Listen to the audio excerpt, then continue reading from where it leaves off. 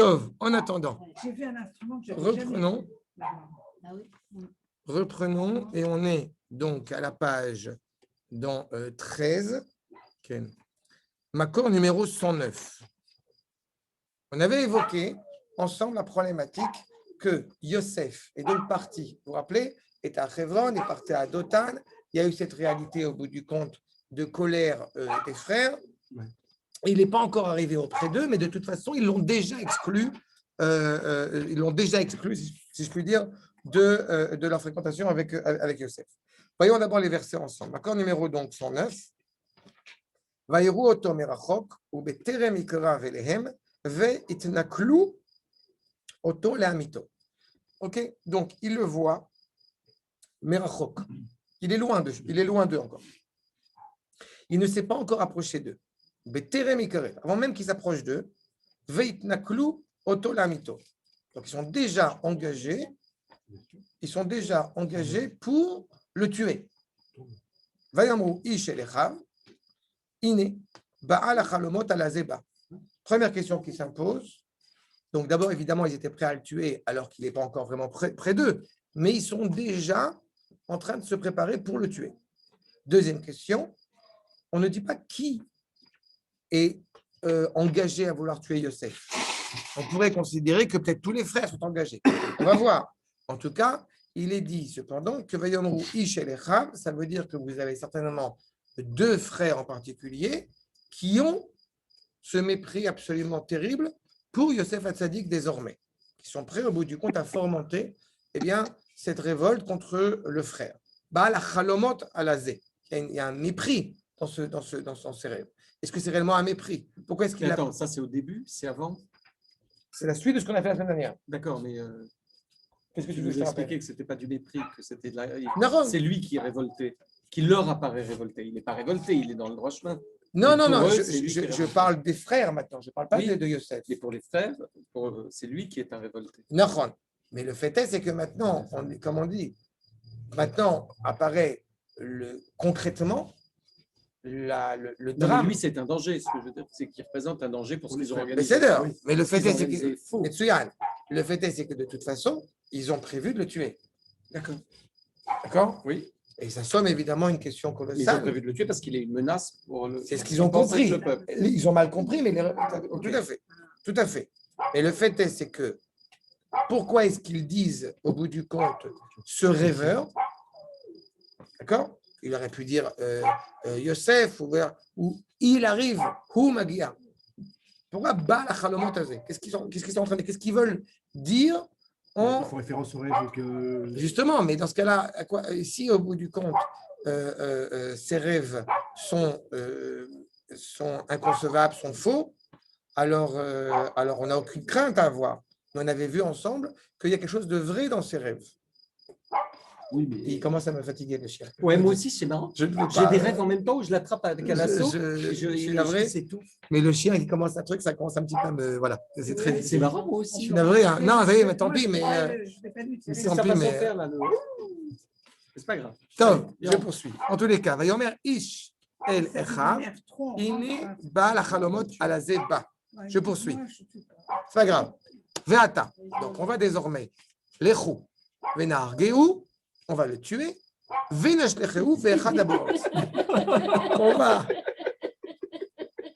On va le tuer. On va le tuer et. Non, le mieux, c'est l'indifférence.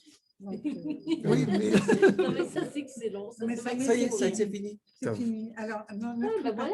Je reprends. Chez vous, c'est Tov, je reprends ce qu'on est en train de dire. Donc, Ve'ata, encore une fois, on va voir, on a eu un passage, il était loin de nous, et maintenant il se rapproche de nous, ce propriétaire de ce rêve, et on va désormais, Ve'ata, l'echou, donc allez-y, Venargeu, on va le tuer, et on va l'envoyer, Be'echad Aborot. Pourquoi Be'echad Aborot? Pourquoi un trou? Et ce n'est pas n'importe quel trou. Si on avait dit au bout du compte que c'était n'importe quel trou, alors on aurait dit Venishlecha Oto, la bord. Sans préciser au bout du compte. On va voir. Non, on a dit ils sont à Dothan. On a dit. Mais il envoie au bout du compte le fait de dire un trou, ça veut dire que ce trou-là, il a une valeur particulière. Si on n'aurait pas dit un trou, on aurait dû dire au bout du compte, babor, c'est-à-dire ou babor echad. Mais le de dire be'echad aborot, ça veut dire ça veut dire que c'est l'un parmi d'autres. non, justement. Ah, ok. Il y a quelque chose de sous-jacent et de très important ici. Vous avez le même rapport quand on parle de la Akedat Yitzhak, où Avraham Avinu il va monter à Jérusalem et il va aller be'echad harim. Et donc, et au bout du compte, il ne monte pas sur n'importe quelle montagne. Non, c'est ça. Il monte sur l'Armoria. Oui, oui. C'est-à-dire qu'il monte sur la montagne qui exprime l'unité. Parmi toutes les montagnes, il y en a une qui, au bout du compte, englobe toutes les autres. Et bien, ce bord ici aussi.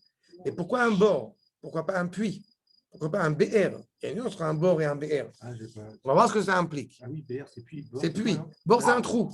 D'accord. Non, oui, C'est un trou. Et justement, tu as prévu de le tuer et tu l'envoies. Pourquoi, au bout du compte, tu ne le jettes pas dans ce trou et il mourra?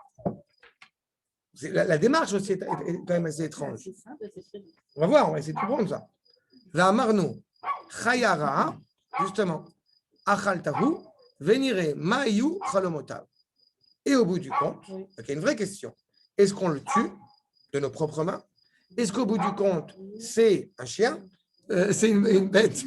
C'est une bête qui le mange, qui le dévore, mais du coup, pas par nos propres mains. En tous les cas, il y a une volonté de le tuer, mais le moyen aussi est intéressant. Parce qu'il y a une différence. Le bord, Pardon? le moyen, c'est quoi? C'est le bord? Justement. Ou alors on le tue et apparemment on le jette dans le trou après. Voilà. Ou alors on va te dire, justement, eh bien, une bête méchante va le dévorer. En tous les cas, l'objectif est de savoir, venire, mayu chalomota. On va voir désormais quels seront ses rêves. D'une certaine manière, on est en train de dire que ces rêves qui semblent vrais, on va voir s'ils se réalisent vraiment, parce que s'il est mort, Ah, les rêves ne peuvent pas se réaliser. c'est pas du genre, on verra bien qui rira le dernier. Quoi. Non, non, non. C'est pas un peu ça, on verra bien quels seront ses rêves. D'accord. C'est savoir Non, non, si justement, le c'est rêve plus que est- ça. On va rendre caduques ces rêves. C'est D'accord. savoir si le rêve est prophétique. Oui, mais on sait qu'il est vrai déjà. Jacob l'a dit, les enfants l'ont dit. On a reconnu que le rêve était vrai. Les frères ont vu qu'il y avait une démarche prophétique dans ces rêves. Mais justement, on veut essayer d'empêcher ces rêves de se réaliser. Et il semble qu'on puisse le faire. Ah oui, c'est l'idée de. Ok. D'accord? L'idée, c'est de couper net à tout. Exactement. Mais on va y aller progressivement. D'abord, vous voyez, accord numéro 110, le Rachem Akadosh. Vayoru Oto, Tsarir la date, Omro Beterem. Je répète, la motivation des frères, okay, accord numéro 110, ligne 5, ligne 6. Avant même qu'ils se rapprochent au bout du compte d'eux, Ça, c'est- n'est-ce pas, ils sont déjà en train de décréter de le tuer. Ouais. Et c'est important par rapport à la suite. Parce que si au bout du compte, Yosef était arrivé auprès d'eux, et dans ce cas-là, ils auraient déversé leur colère sur lui, il n'y avait pas une sorte de motivation, il n'y avait pas une sorte de, comment dirais-je, de la valeur du méfait. C'est que là, ils sont organisés pour faire ce qu'ils ont prévu de faire. C'est prémédité. C'est prémédité. Im gzera, lema shelefanav, alze aderer. Non, mais c'est prémédité sans qu'ils le fassent vraiment. Ils vont le tuer ou pas? Non. Bah non, On va voir. C'est ce que je dis. Donc, pour moi, c'est une préméditation. Attends, on n'a pas encore dit. Non, mais parce que Dans là, l'intention, mais pas Non, dans non, la mais réalité. non, c'est plus compliqué que ça encore. C'est C'est son rêve plus- qu'ils veulent tuer. C'est plus compliqué que ça encore. Après, il y a l'intervention des frères. J'en ai dit, il y a deux frères qui veulent le tuer. Mm. C'est qui ces deux frères? Ish et Lechav. On dit qu'il y a deux frères qui sont prêts à le tuer. Mhm. Il y a une discussion. C'est que la première partie. On va arriver après à Réhouven qui va, au bout du compte, prendre conscience que c'est un frère. On ne peut pas le tuer. On ne peut pas tuer justement de notre propre chair. Et donc apparaît la question pourquoi jeter dans un trou? Oui. On va essayer de comprendre tout ça. Mais pour l'instant, ils sont en train, au bout du compte, de décréter que Yosef qui arrive auprès d'eux, on va le tuer. Vaïrou oto, merachok beterem ikarev elehem, avant même qu'il se rapproche d'eux. Ou atchalat hodaa lema sheleacharav, al ze ader beterem ikarev, itnaknu elav. Ils sont déjà en train d'organiser au bout du compte qu'est-ce qu'on fait de lui, quel va être le plan. Vele kol tzad, caché. En tous les cas, il est difficile d'entendre ces propos. Lama shelefanav ayalo lomar beterem ikarev. Veim hu nimshach lema sheleacharav, ayalo lomar beterem itnaklu. C'est qu'au bout du compte, c'est où il est loin. Et dans ce cas-là, tu ne peux pas prévoir. Parce que là, encore une fois, il n'est pas encore proche d'eux. Il n'est pas encore arrivé auprès d'eux. C'est où il n'est pas encore arrivé. Et quand il arrive, alors tu t'apprêtes à le tuer. n'est-ce pas? Ou alors, il est déjà là et tu ne l'as pas encore tué. Mais le fait de dire qu'il n'est pas encore là et que tu es déjà en train de penser à le tuer, il y a quelque chose qui n'est pas logique dans ça. Mais moi, je trouve ça plutôt rassurant. Mais oui. Qu'est-ce qui est rassurant? Attends, on est vraiment dans un truc, c'est des caricatures. Non. Des caricatures de ce que mon père me disait sur l'étude du Talmud quand il est sur un truc tout simple, on est en train de faire. Non, mais c'est important. Je vais te dire pourquoi je trouve ça rassurant. Je trouve ça rassurant parce qu'ils ne sont pas en présence d'un être humain. Ils sont en présence d'une idée, qui est l'idée d'un rêve. Et cette idée d'un rêve qui les dérange les amène à penser à un autre. Mais ils ne sont pas encore face à l'être. Quand tu es face au visage de l'autre, tu tues plus. J'aime beaucoup ce que tu dis j'aime beaucoup ce que tu dis sur l'idéal, voilà. Parce que tu vas voir que l'éloignement justement d'eux, oui. Quand il est loin d'eux, oui. nous dit l'Orachem Akadosh, on est en plein là-dedans. Tu vas voir ce qu'il te dit. Okay. Regardez ligne 10. Mirichouk alevavot, shelo raou kereyat achim laachiem, ela keish meruchak miem ou beterem ikarev. Ou beperu, ou beferush, ken vechule, perush vereya zu aita gamken terem. Qu'est-ce que nous dit au bout du compte l'Orachem Akadosh? Il est loin d'eux, mais il est loin du cœur. Ça veut dire qu'ils sont, pour pouvoir organiser, pouvoir penser à le tuer, oui. ce qui se passe dans la suite du verset, pouvoir penser à le tuer, pas encore mettre en acte ce projet, et pouvoir penser à le tuer, il faut qu'ils se renforcent dans l'idée que la personne qui est en train de venir les voir n'est pas leur frère. Ça regarde ce que tu es en train de soulever. C'est terrible. C'est ça la problématique. Un peu tordu. Hein. Oh bah, écoute, faut que chez les chrétiens, c'est tout droit. Encore une fois. D'abord, c'est pas. On a soulevé la problématique et le cœur du problème. Si jamais Yosef est notre frère et on le reconnaît comme tel, alors il est évident que ça va nous poser un gros problème. On parle des enfants d'Yaakov, on parle des gens qui sont des grandes élévations, Bevadaï en Kodesh. Donc la seule solution, au bout du compte, d'une certaine manière, c'est de le considérer comme étant loin de nous. Il ne fait pas partie de la famille. Tu connais, excuse-moi de la référence, excuse-moi de la comparaison, mais combien de fois on peut entendre des juifs qui sont en train, au bout du compte, de regarder tel ou tel député qui est à l'inverse de leurs idées et qui vont te dire, mais ce n'est pas des juifs ces gens-là. C'est le Erev Rav. Tous ces concepts-là qui sont absolument grotesques parce que d'abord et avant tout, ils sont pleinement juifs. On a beau être en colère contre eux, on a beau être en colère contre Merav Michaeli ou qui vous voulez, ou Tamar Traloedberg, comme j'ai coutume de l'appeler, il n'empêche que bon gré, mal gré, elle est juive. C'est justement parce qu'elle est juive que ça m'énerve.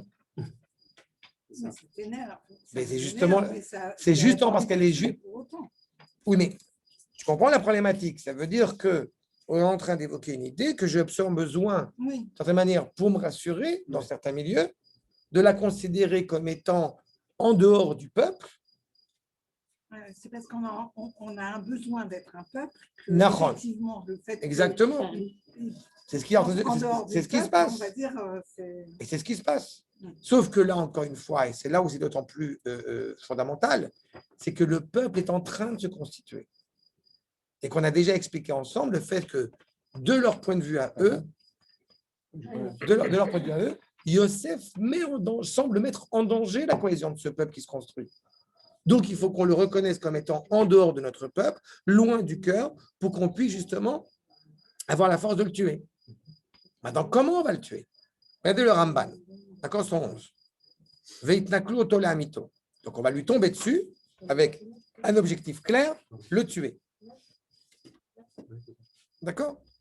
Ayu choshvim, lamitoto, benachleem, asher itnaklu, beterem ikarev eleem. On va utiliser un stratagème, des ustensiles, avec un seul objectif, c'est le tuer. Mais pourquoi on ne te dit pas au bout du compte, vas-y, prends-le, tombe dessus, étrangle-le, je ne sais pas, autre chose.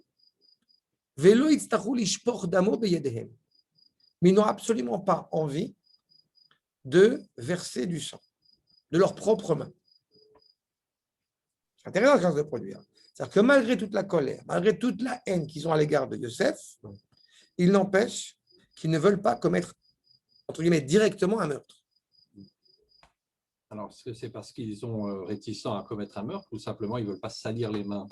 On va voir. C'est ça la problématique. Mais voyez à quel point il y a quelque chose de dramatique. On va en parler parce que c'est ça aussi le cœur du problème. Les Kachamrou Bebereshit, dans le Midrash Rabbah, Nishsa Bo et Akelim. C'est quoi Nichleem? On pourrait traduire ça par ils vont lui tomber dessus, ou alors ils vont utiliser des ustensiles. D'accord? Mais justement, quel ustensile en l'occurrence? Nishsa Bo et Aklavim.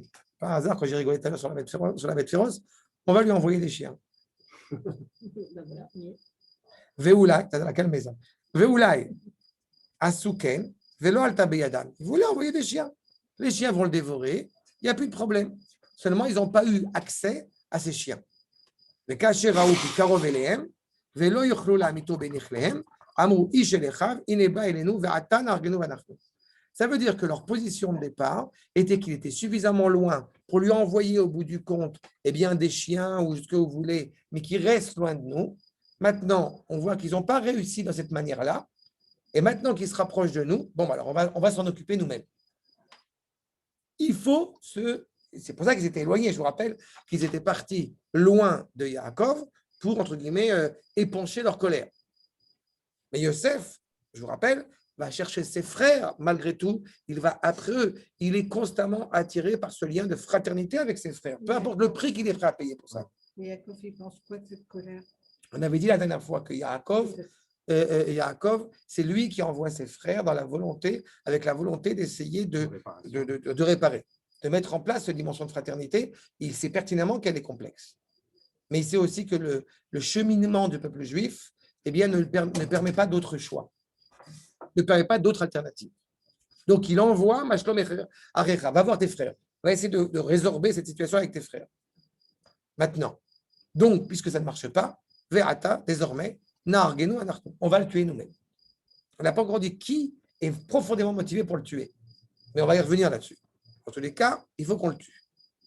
Le Ras Forno, accord numéro 112, Chashvu et Yosef, Belibam, שחשבו את יוסף בליבם נוכל להמית ושבא עליהם לא לדרוש שלומם אלא למצוא עליהם עלילה או להחטיאם כדי שיקללם אביהם או יענישם האל יתברך וישאר הוא לבדו ברוך מהבנים. C'est-à-dire qu'en fait, qu'est-ce qui se passe aussi? Il y a un point supplémentaire. Qu'est-ce qu'il pensait à ce moment-là quand il vient les voir? C'est toute une problématique. Si au bout du compte, les frères accomplissent, se mettent à être violents au bout du compte avec Yosef. Ils n'ont pas entendu que Yosef est venu demander comment ils vont. Puisqu'on a vu dans le passé que quand Yosef, au bout du compte, parle de ses frères, il émet à juste titre, mais au bout du compte, il émet une critique. Parce qu'il veut les ramener vers le droit chemin. Donc, de certaine manière, on a envie de dire, ce que dit un peu, je dirais, dans un langage moderne, ce que dit le Rav sur nous, qu'est-ce qui va encore nous trouver chez nous?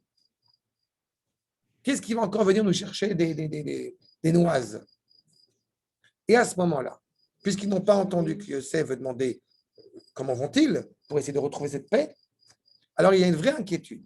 Parce que s'il lui tape dessus, il peut retourner voir son père, enfin leur père, qui est là, qui fait qu'au bout du compte, le père va maudire les enfants d'avoir été violents à l'égard de Yosef, et qui par conséquent va faire que pour les punir, il va les écarter de la famille, et Akadosh Baruch Hu, comme ça s'est passé par exemple avec Ishmaël ou avec Esav, Akadosh Baruch Hu va faire en sorte que de Yosef va sortir toutes les tribus.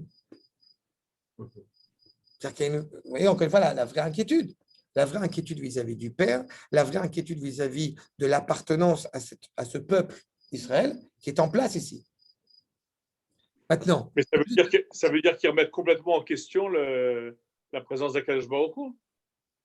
Puisque s'ils admettent que c'est Akadosh Baruch Hu qui décidera que la descendance vienne de Yosef. Mais on avait dit une fois ils remettent en cause la décision d'Akadosh Baruch Hu. On avait dit une fois qu'il y avait ce sentiment-là, il y avait cette grandeur-là de Yosef qui fait que toutes les tribus auraient pu sortir de Yosef. Donc il y a quelque chose de vrai là-dedans. Oui, mais s'ils s'opposent à ça, alors ils s'opposent à Dieu. Mais dans leur manière d'agir, d'abord, ils sont sur le chemin. Ils vivent la réalité. Ils ne le lisent pas au bout du compte avec le recul que nous, on peut avoir aujourd'hui. Eux, ils sont en train de le vivre, cette expérience. Et puis ensuite, je vous ai déjà évoqué le fait que Yosef, lui, au bout du compte, il veut envoyer la famille en exil, n'est-ce pas? Alors que eux, ils ont déjà connu cet exil. Ouais. Donc, ils ont peut-être le sentiment aussi qu'il est une nuisance, mais que si cette nuisance-là n'est pas vécue, n'est pas entendue, n'est pas considérée par Yaakov, eh bien, au bout du compte, d'une certaine manière, les frères, ils ont l'impression qu'au bout du compte, eh bien, ils font leur devoir. Le devoir devant Akadosh Baruch Hu, justement. Mais il n'empêche qu'ils reconnaissent la grandeur de Yaakov et que Yaakov, si jamais, au bout du compte, il est profondément attristé, traumatisé par ce qui vient de se produire, il peut se tourner vers Akadosh Baruch Hu et exclure une partie de sa famille, une partie de ses enfants. Je veux que vous compreniez bien que toute cette décision qui va être prise là, et on va y arriver, on va en parler, mais toute cette décision d'avoir décidé, d'avoir décrété que Yosef était condamné à mort, c'est une décision de justice. C'est un beddin. Il y a un beddin organisé pour ça. C'est pas on est en colère et simplement une colère simplement vaine et on va aller tuer notre frère. Ils pensent être dans leur bon droit, Exactement. mais enfin, ils craignent quand même une sorte de punition Exactement. éventuelle pour avoir été juste quelque part. Exactement. Ouais. Non, c'est un épisode qui est évidemment terrible de toute façon. Et ce qui est important pour moi, c'est la justice, en fait, c'est ça que ça veut dire. Est-ce que la justice, c'est celle de Kadosh Baruch Hu ou c'est celle des hommes? Il n'empêche que la justice, elle doit être mise en place par les hommes. Oui, et que parfois la c'est pour justice ça que voulue ça par paraît Akadosh injuste, Baruch Hu, quand même. mais justement, parfois la justice d'Akadosh Baruch Hu, elle nécessite, justement, dans la réalité du monde dans lequel nous vivons, peut-être de faire exactement le contraire. Vous vous rappelez quand on avait fait le Sefer Yona ensemble? Tu pars à gauche et Yona va à droite. Et dans sa tête, il fait exactement ce qu'Akadosh Baruch Hu attend de lui qu'il fasse. Donc, d'une certaine manière, les frères ici aussi ont connu l'exil, ils savent que c'est un danger, on n'a pas envie de partir en exil. Ce frère qui est venu, il y a une incompréhension, il y a une controverse entre les frères, eh bien, il est dangereux, donc il faut le tuer. Mais est-ce que réellement ils sont prêts à le tuer? Il y a une vraie discussion, encore une fois. Les deux frères qui sont prêts à le tuer, on a dit que justement, ils sont en train de se dire l'un l'autre, on va le tuer. Ils veulent au moins le juger.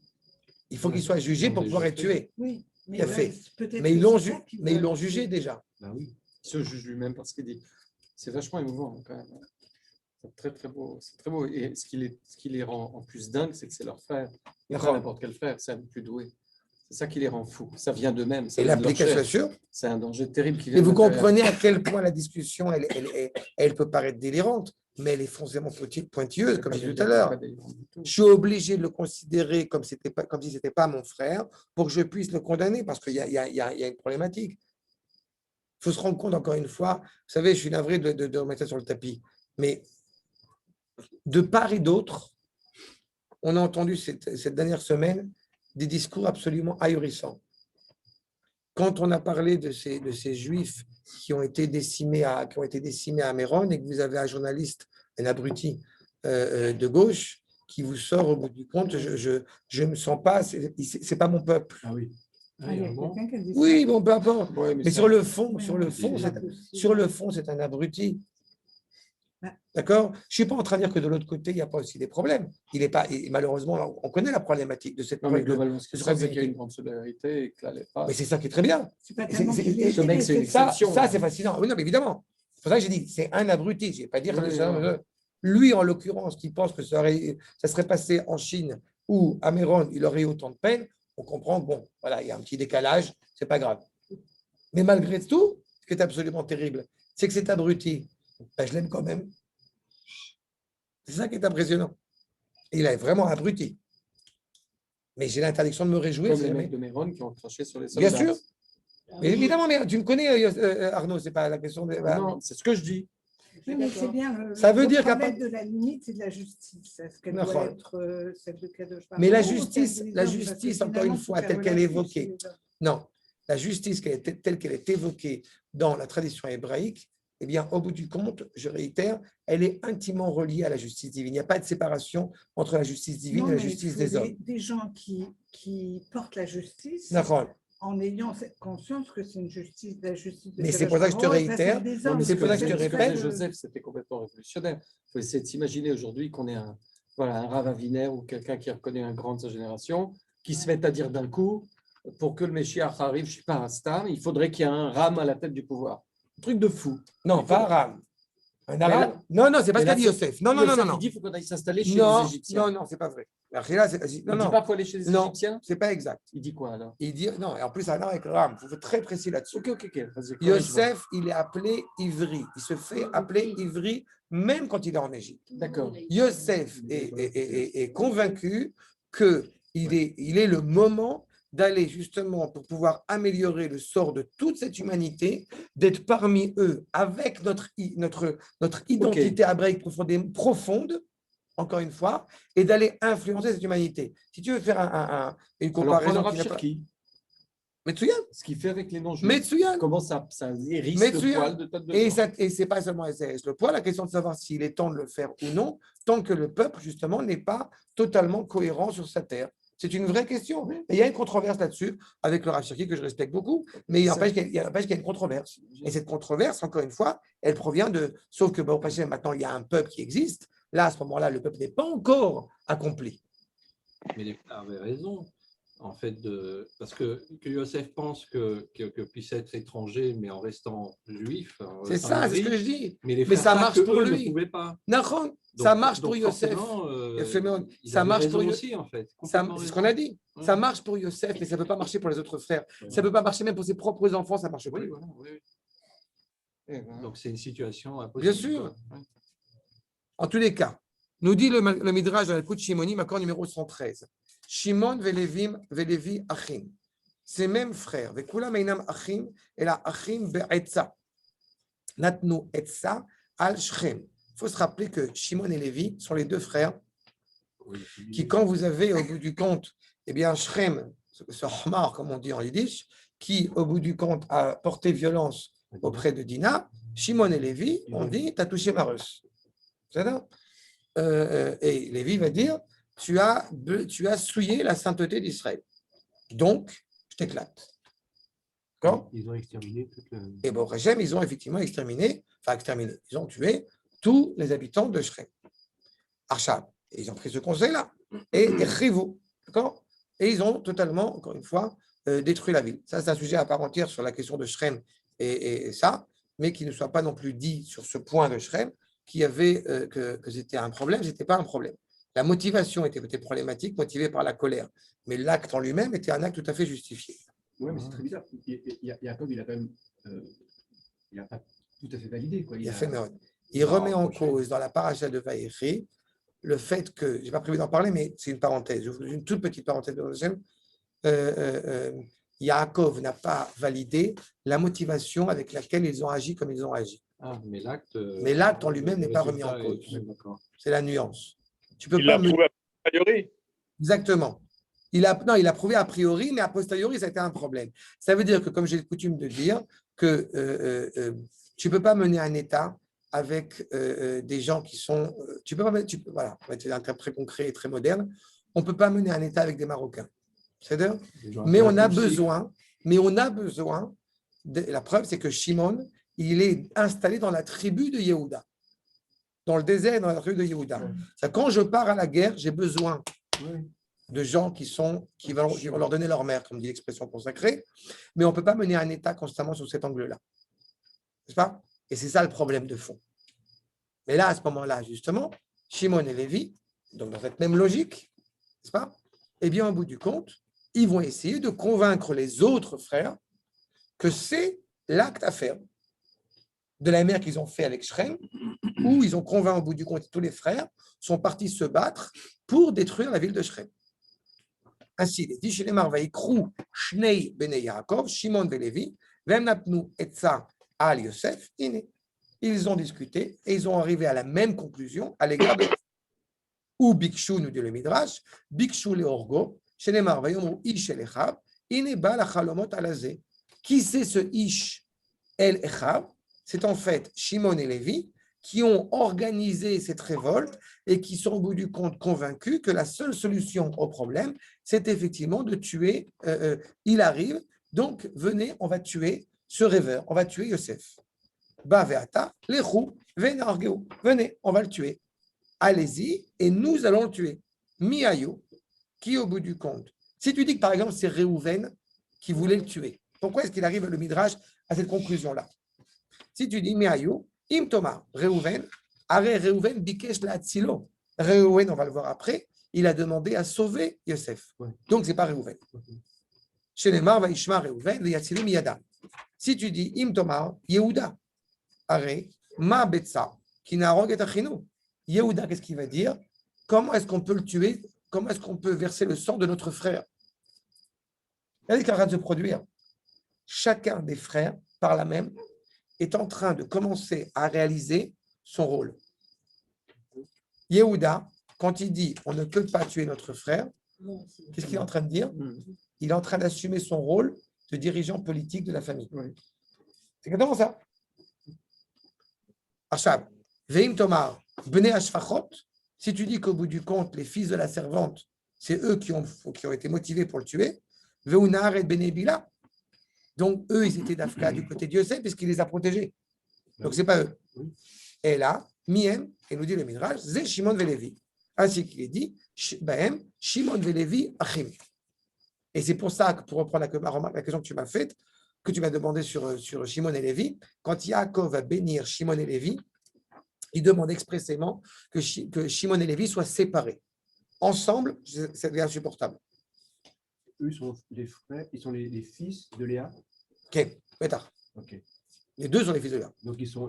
C'est le deuxième et troisième frère. En plus, ils sont d'autant plus en opposition avec Yosef. D'accord. Bien sûr. Vechen, chez Baoul et Mitzrayim. Et quand justement ils vont arriver en Égypte, vous vous rappelez que Yosef, il va laisser les frères partir, et puis au bout du compte, il va prendre des frères et les mettre en prison. Quel frère il va mettre en prison? Non, c'est à la fin. Avant ça, Kesheba le Mitzrayim, Amar Yosef, Imani, Mani Ar Shimon ve Levi, Bemakom Echad. Si je laisse Shimon et Lévi dans un seul endroit, En Notli Netza ou Machrivin, Krach Gadosh et Mitzrayim. Si je mets Shimon et Lévi ensemble, ils vont détruire un grand pan de l'Égypte. Parce qu'ils ont ensemble, voilà, chose qui fait que c'est électrique. Les Firach, Efri Shimon mi Lévi. Il va demander, vous me laissez Shimon, et Shimon il est en prison à ce moment-là. Il sépare Shimon de Lévi pour justement amadouer, adoucir cette force qui peut s'avérer destructrice quand Shimon et Lévi sont ensemble. Donc les deux frères qui sont réellement associés pour la même encourager les autres frères, mais en tous les cas qui sont motivés pour tuer réellement Yosef, c'est Shimon et Lévi. le pire et le meilleur. Exactement. Mais les deux, au bout du compte, sont importants. Lévi, il va apprendre à enseigner la Torah, qui demande évidemment énormément de patience. Et Shimon et il accompagne le peuple pour ça. Et Shimon va justement accompagner le peuple dans cette victoire militaire. Et les deux sont très importants dans leur rôle, dans leur domaine. Comment on explique que finalement tous ces conflits sont, enfin ces clivages, je ne sais pas comment on peut dire, ce soit entre frères, et pourquoi n'a pas choisi, pourquoi choisir toujours des fratries pour ce genre de... Non, d'abord, ce n'est pas des fratries. Avraham, Yitzhak et Yaakov, ça c'est la suite. Oui, d'accord. Mais pour, À chaque fois, il y a eu des frères. Il y a fait toujours des Et frères. ce rapport de fratrie, il est notable pour une raison essentielle. Et on touche, mais vraiment en plein dans cette problématique messianique. Akash Baruch Hu est un. Oui, d'accord. C'est-à-dire qu'il englobe tout. C'est ça? Le problème, c'est qu'à l'échelle d'Akadosh Baruch Hu, il est capable d'endosser tout et son contraire. À l'échelle de l'homme, c'est plus compliqué. Oui. J'ai coutume de dire que si on croit pendant une seule seconde que le rapport tribal en Israël, ou la disposition de chaque tribu, eh bien, serait comparable aux États-Unis, où chaque État aurait son indépendance et puis il y aurait des liens de temps en temps entre eux, c'est ne pas comprendre ce que c'est que le sens de la dimension tribale en Israël. C'est ça, Rabina, c'est le FBI. Oui. Il intervient maintenant. Tribal, Oui, mais justement, c'est faux. C'est pas Je ça. sais que c'est faux. D'accord. Ce que j'étais en train de te dire, ce que je suis en train de te dire, c'est quand même pas... ce que je suis en train de t'expliquer, c'est que chaque tribu en Israël doit, même si c'est pour ça que même si je reviens là-dessus, mais c'est très important.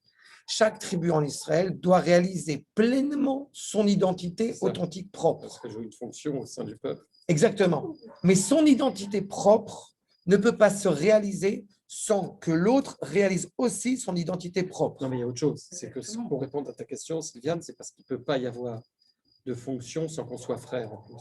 On est frère. Mais oui, tu pars d'une peut pas ne famille. pas c'est-à-dire être frère. que Tu pars d'une pourquoi famille. Le fait qu'on soit juif, c'est être frère. Ah, en fait. grave. Mais bien sûr, Ah tu oui, le sais. Israël, c'est un truc que Ah j'ai non, ça, découvert tu le sais. ici. Je savais même pas ce que ça voulait dire. La famille hébraïque est C'est pour descendue ça en que je suis Égypte. en colère après ça.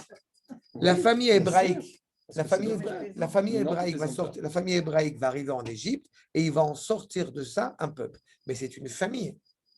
C'est toute la problématique. Il y a un lien justement étroit entre chaque membre du peuple juif. C'est pour ça que je dis souvent, c'est un corps humain avec différents membres. Ce qui se passe entre Mais, Attends, Michael, une seconde. Ce qui se passe entre Yosef et ses frères, on doit l'entendre encore une fois entre ma main gauche et ma main droite.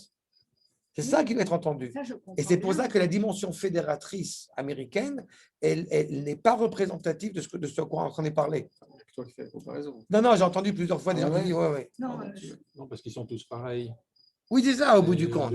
D'un État à l'autre, il n'y a Oui, pas. c'est ça. Bon, Ils ont puisqu'ils des vivent en slogans différents. différents. Et C'est mieux- des patates, et exactement. l'autre, Mais au bout du compte, il n'y a pas de relation Oui. intrinsèque entre eux. C'est pour ça que je te dis. Oui. mais- La condition de la Californie ne dépend pas de la condition de je ne sais pas qui. Alors que là, c'est exactement le contraire. L'implication de chaque frange du peuple, Tu peux expliquer Elle- pour les drapeaux, Dans le- exactement, c'est exactement le même rapport. D'accord, tout à fait. Dans la notion de frère, il y a la notion de père, mais il y a la notion de mère. Et moi, peut-être parce que je suis une mère, mais dans ces conflits, dans ces difficultés à droite et à gauche, ou enfin comme vous voulez, la mère, elle pense quoi et quel rôle elle a joué. D'abord, la mère, c'est la problématique des deux mères, des deux Ouais, matriarches, voilà, déjà, la de Rachel et de première Léa. mère. C'est évidemment, c'est toute une dimension qui y est évoquée par la même. C'est-à-dire que le rapport des frères, justement, prend aussi sa source dans le rapport à la mère. À la mère, Bien oui, sûr. mais justement. Et la mère, elle a un rôle qui est, j'ai toujours souvent cité Lévinas, la mère, elle a un rôle de charnière de l'histoire. C'est par le biais de la mère que l'histoire, elle avance. C'est excellent. Et oui, non, mais Mais la mère, c'est M. On avait dit souvent ça. Oui. La mère, c'est M. M, c'est la Emouna, c'est la Ouma. La nation passe par le lien à la mère. Mais là, on est en train de réaliser, encore une fois, la mise en acte de ce peuple. Donc, ça passe par les Oui. garçons. Ça passe par ce rapport masculin. Mais la Oui, mère, mais au bout dans du la compte, est la justice, racine. dans la justice, dans le rapport Justement, le rapport à la justice. à Kadosh Baruch Hu Non, aussi. non, on ne rentre pas dans des images mystiques. Non, mais- L'image de la mère, elle est sous-jacente, encore une fois, à cette transformation des enfants. Et les enfants, au bout du compte, ont un rôle à jouer, un rôle actif, extérieur, encore une fois, qui n'aurait pas pu être le leur s'il n'y avait pas d'abord et avant tout un lien justement à la mère, que ce soit Léa ou que ce soit Rachel en l'occurrence. C'est parti de là. Mais c'est la racine, avec ces deux accords, ces deux regards sur les choses. Mais le rapport, encore une fois, la justice d'Akadosh Baruch Hu, elle est à la fois extérieure et à la fois intérieure. Elle est à la fois masculine et à la fois féminine. Mais là, elle s'exprime pleinement dans tout ce qu'on étudie. Bien sûr. Dans leur déchirement intérieur, leur Bien façon sûr, de faire bien sûr. justice séparément. Ça transpire D'accord. la. Bah, oui, il y a un rapport de cette les deux. espèce de conflit entre Là, le la rapport sur l'autre. justice et le précède en permanence. Mais évidemment. C'est merveilleux. Évidemment, mais de manière générale, encore une fois, toute cette dimension-là, justement de matrinalité, de patrinalité, de tout ce rapport-là, eh bien, quand j'entends des discussions un petit peu étranges sur les psychologues qui vont expliquer que l'essentiel, c'est d'avoir deux parents qui s'aiment, on s'en fout, des états, et qu'il y a une mécompréhension du sens profond de ce qu'on est en train d'évoquer maintenant. C'est-à-dire que justement, il y a quelque chose de profondément féminin dans ce rapport, évidemment, à la mère, et quelque chose de profondément masculin dans cette mise en place de ce peuple. Et c'est pour ça que je répète, Shaoul, et on a coutume de dire que Shaoul ou Michal a cette pudeur exceptionnelle qu'elle doit à son lien avec son père Shaoul, qui le doit à son père, son aïeul Binyamin, qui le doit à sa mère Rachel. Donc on retrouve exactement l'origine de ça. Les deux, ce sont deux axes. Léa est tournée vers l'extérieur, Rachel est tournée vers l'intérieur. Et les deux sont très importants. Sauf que Yaakov, eh bien, ce serait justement le mari de Rachel, j'ai coutume de dire, et que Israël est le mari de Léa. C'est la même personne. Sauf puisqu'il ne perd pas l'appellation de Yaakov, à la différence de Avram, qui n'est plus appelé Avram. Mais Yaakov est à la fois Yaakov et Israël. Et on a dit tout à l'heure, la dernière fois, que c'est Israël qui envoie Yosef auprès de ses frères. Ce n'est pas Yaakov. C'est qu'il y a une volonté de construire au bout du compte le peuple selon le prisme déjà abouti qu'il avait déjà préconisé, pressenti quand il a rencontré Rachel la première fois. Si vous vous en rappelez, il me semble que je l'avais évoqué il y a quelques années de cela, sur la bise, sur le baiser de Yaakov envers Rachel la première fois qu'il la voit. Il l'a embrassée et qu'est-ce qu'il fait tout de suite après? Il pleure. Pourquoi va nous dire le Midrash? Parce qu'il a vu qu'il n'allait pas, au bout du compte, enterrer, être aux côtés de Rachel dans le caveau des patriarches. Donc, il a déjà vu la fin des temps juste par ce baiser de Rachel. Donc, ça veut dire qu'en envoyant Yosef, Israël qui a envoyé Yosef, il veut arriver à la fin des temps. Il veut arriver à la fin des temps, mais il n'a pas le choix. L'histoire n'est pas encore prête à accueillir cette finalité. Donc, il y a le processus qui est long et qui est douloureux. Oh, c'est beau. Hein. Oui. Non, c'est vrai. Non, je t'assure. C'est vachement beau. Hein. D'accord? Maintenant, je suis content. Non, mais cette séparation de l'histoire et des engendrements. Mais c'est, oui, mais et de la voilà. finalité, c'est un truc tellement chez nous. C'est toute la Torah de mes maîtres, quoi. J'essaie de retransmettre. Pourquoi j'aime? C'est Manitou, il a fait des. Ah bah oui, ça là-dessus. Tov, en attendant, je reprends. Donc maintenant, on va essayer de voir au bout du compte Yosef qui arrive, qu'on n'appelle pas Yosef, qu'on n'appelle même pas par son prénom, n'est-ce pas? Makor 114, Rashi, Venire, Mayu Chalomota. Ça veut dire quoi? On va voir quels vont être ses rêves. On comprend la problématique maintenant. On veut rendre caduques ses rêves et on va voir quels sont ses rêves maintenant qu'il est dans le trou. Il est dans le trou là? Non, il n'est pas encore. Non, mais maintenant qu'ils ont décidé de le mettre. Maintenant qu'ils ont décidé de le mettre dans le trou. Il n'est pas encore. Pour l'instant, il n'y a rien. On est dans la stratégie pour l'instant. Voilà ce qu'on va faire. Lui, il n'est pas au courant. Pas encore. Yosef n'est pas au courant. Non, il n'est pas au courant. Lui, il avance. Lui, il va voir ses frères. C'est ça. Je veux voir mes frères. Pas une seconde, Yosef ne les a appelés autrement que comme étant ses frères. Alors qu'eux, ils ne l'appellent pas. Exactement. Il l'appelle Le n'appelle plus. C'est le rêveur. C'est le rêveur, il n'est pas notre frère, il est étranger, on n'en veut plus. Lui, pas une seconde, il appelle ses frères. C'est pour ça que j'ai dit tout à l'heure sur les différents députés, etc. Ce qui est terrible, peu importe qu'il ait une kippa ou qu'il n'ait pas de kippa, Oui. parce que malheureusement, c'est des deux côtés, il y a la kippa et pas de kippa. Mais ce qui est terrible, c'est ce rapport justement à être persistant, à dire, est-ce que les gens ne comprennent pas quand on entend des gens comme le Rav Aviner ou d'autres, c'est d'être insistant sur l'idée même que, encore une fois, on doit faire une unité avec nos frères. Peu importe maintenant pour l'instant si c'est une question de gauche, de droite, de ce que vous voulez. C'est un problème en soi, évidemment, qu'il faudra gérer, mais le fond du problème, il n'est pas au niveau de savoir si au bout du compte, on a la gauche ou la droite. Le fond du problème, c'est qu'on a des gens qui, pendant une seconde, ils ont oublié qu'on était d'abord des frères. Et c'était ça qui est absolument scandaleux. Exactement ce qu'il dit le Rav Aviner sur. Il n'a pas dit ça exactement. Il a eu une espèce d'ambiguïté parce qu'il a quand même dit qu'il fallait un gouvernement de droite avec Non, mais ça, Netanyahou. Non, mais Et ça, que les deux solutions avec Ram et un mais parce que les gouvernement deux d'union de impliquent. gauche, c'était pas bon. Hein, c'est ce qu'on a dit. Mais il y a quand même, ouais, mais il n'a pas dit celle avec Ram est pire que l'autre. Non, mais de toute Mais bon, façon, Je sais que j'aime le Rav Aviner. mais l'idée, encore une fois, est la même de toute façon. Et pour ma part, Oui, la question n'est pas de savoir maintenant si ça qui va être. Il a une De toute façon, ambiguïté. Mais c'est pas grave. C'est la preuve, on a la preuve évidente. Il D'accord. n'y a qu'en Israël que ça arrive, des trucs comme ça, voter 4 fois pour. Et c'est pas fini. Non, mais- Attends, il y a une Non, mais Si cinquième. on maintient le parallèle en fait actuel avec les Yosef et ses frères, il faut quand même une crise majeure pour D'accord. arriver à l'unité. D'accord. Oui, Ça on est ne vient dedans. pas tout seul. On est dedans. C'est pas spontané du tout. On est en plein Ouais. dedans. Ouais. Je ne sais pas si toi, vous êtes au courant, mais on est en plein dedans. Voilà.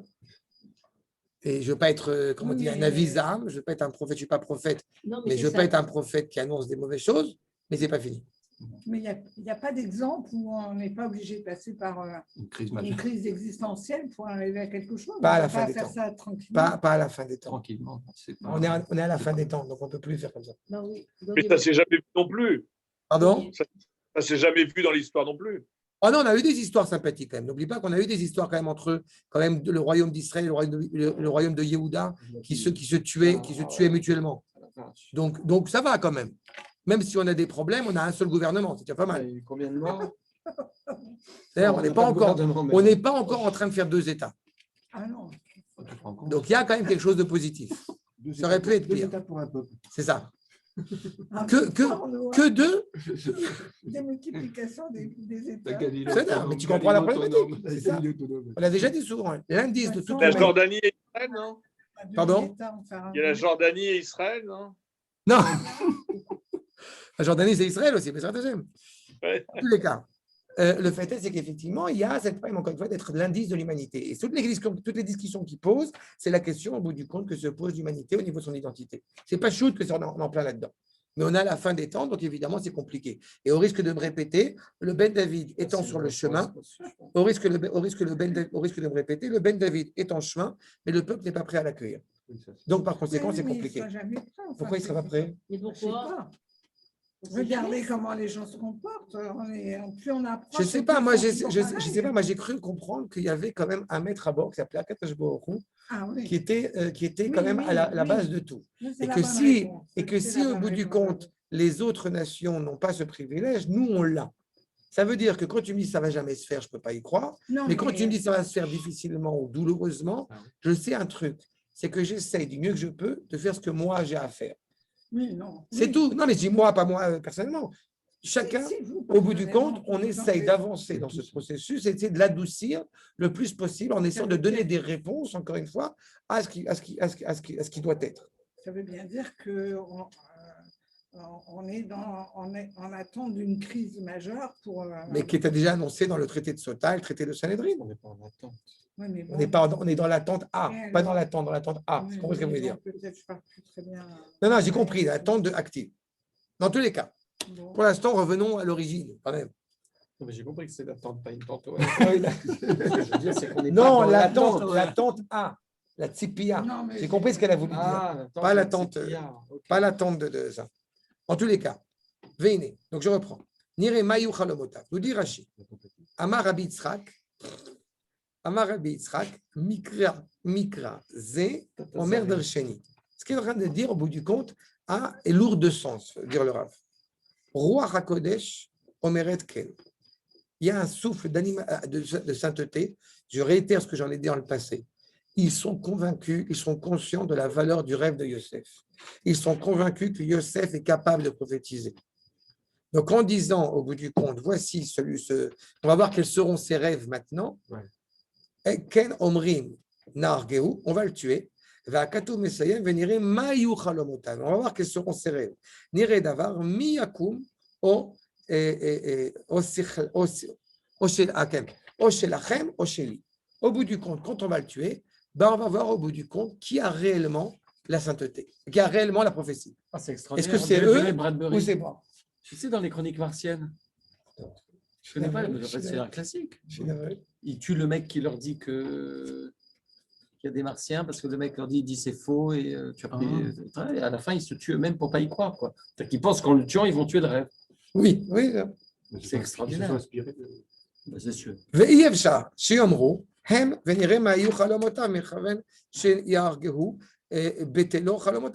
Ce n'est pas possible, encore une fois. Justement, ce n'est pas qu'ils vont savent qu'à seulement tuer le rêve. Ils sont certains qu'il y a une parole divine qui est en marche. Et on veut savoir si la parole divine, réellement, elle est donnée à Yosef, même s'il est habilité, même s'il est doué pour ça, ou si au bout du compte, elle nous est donnée à nous.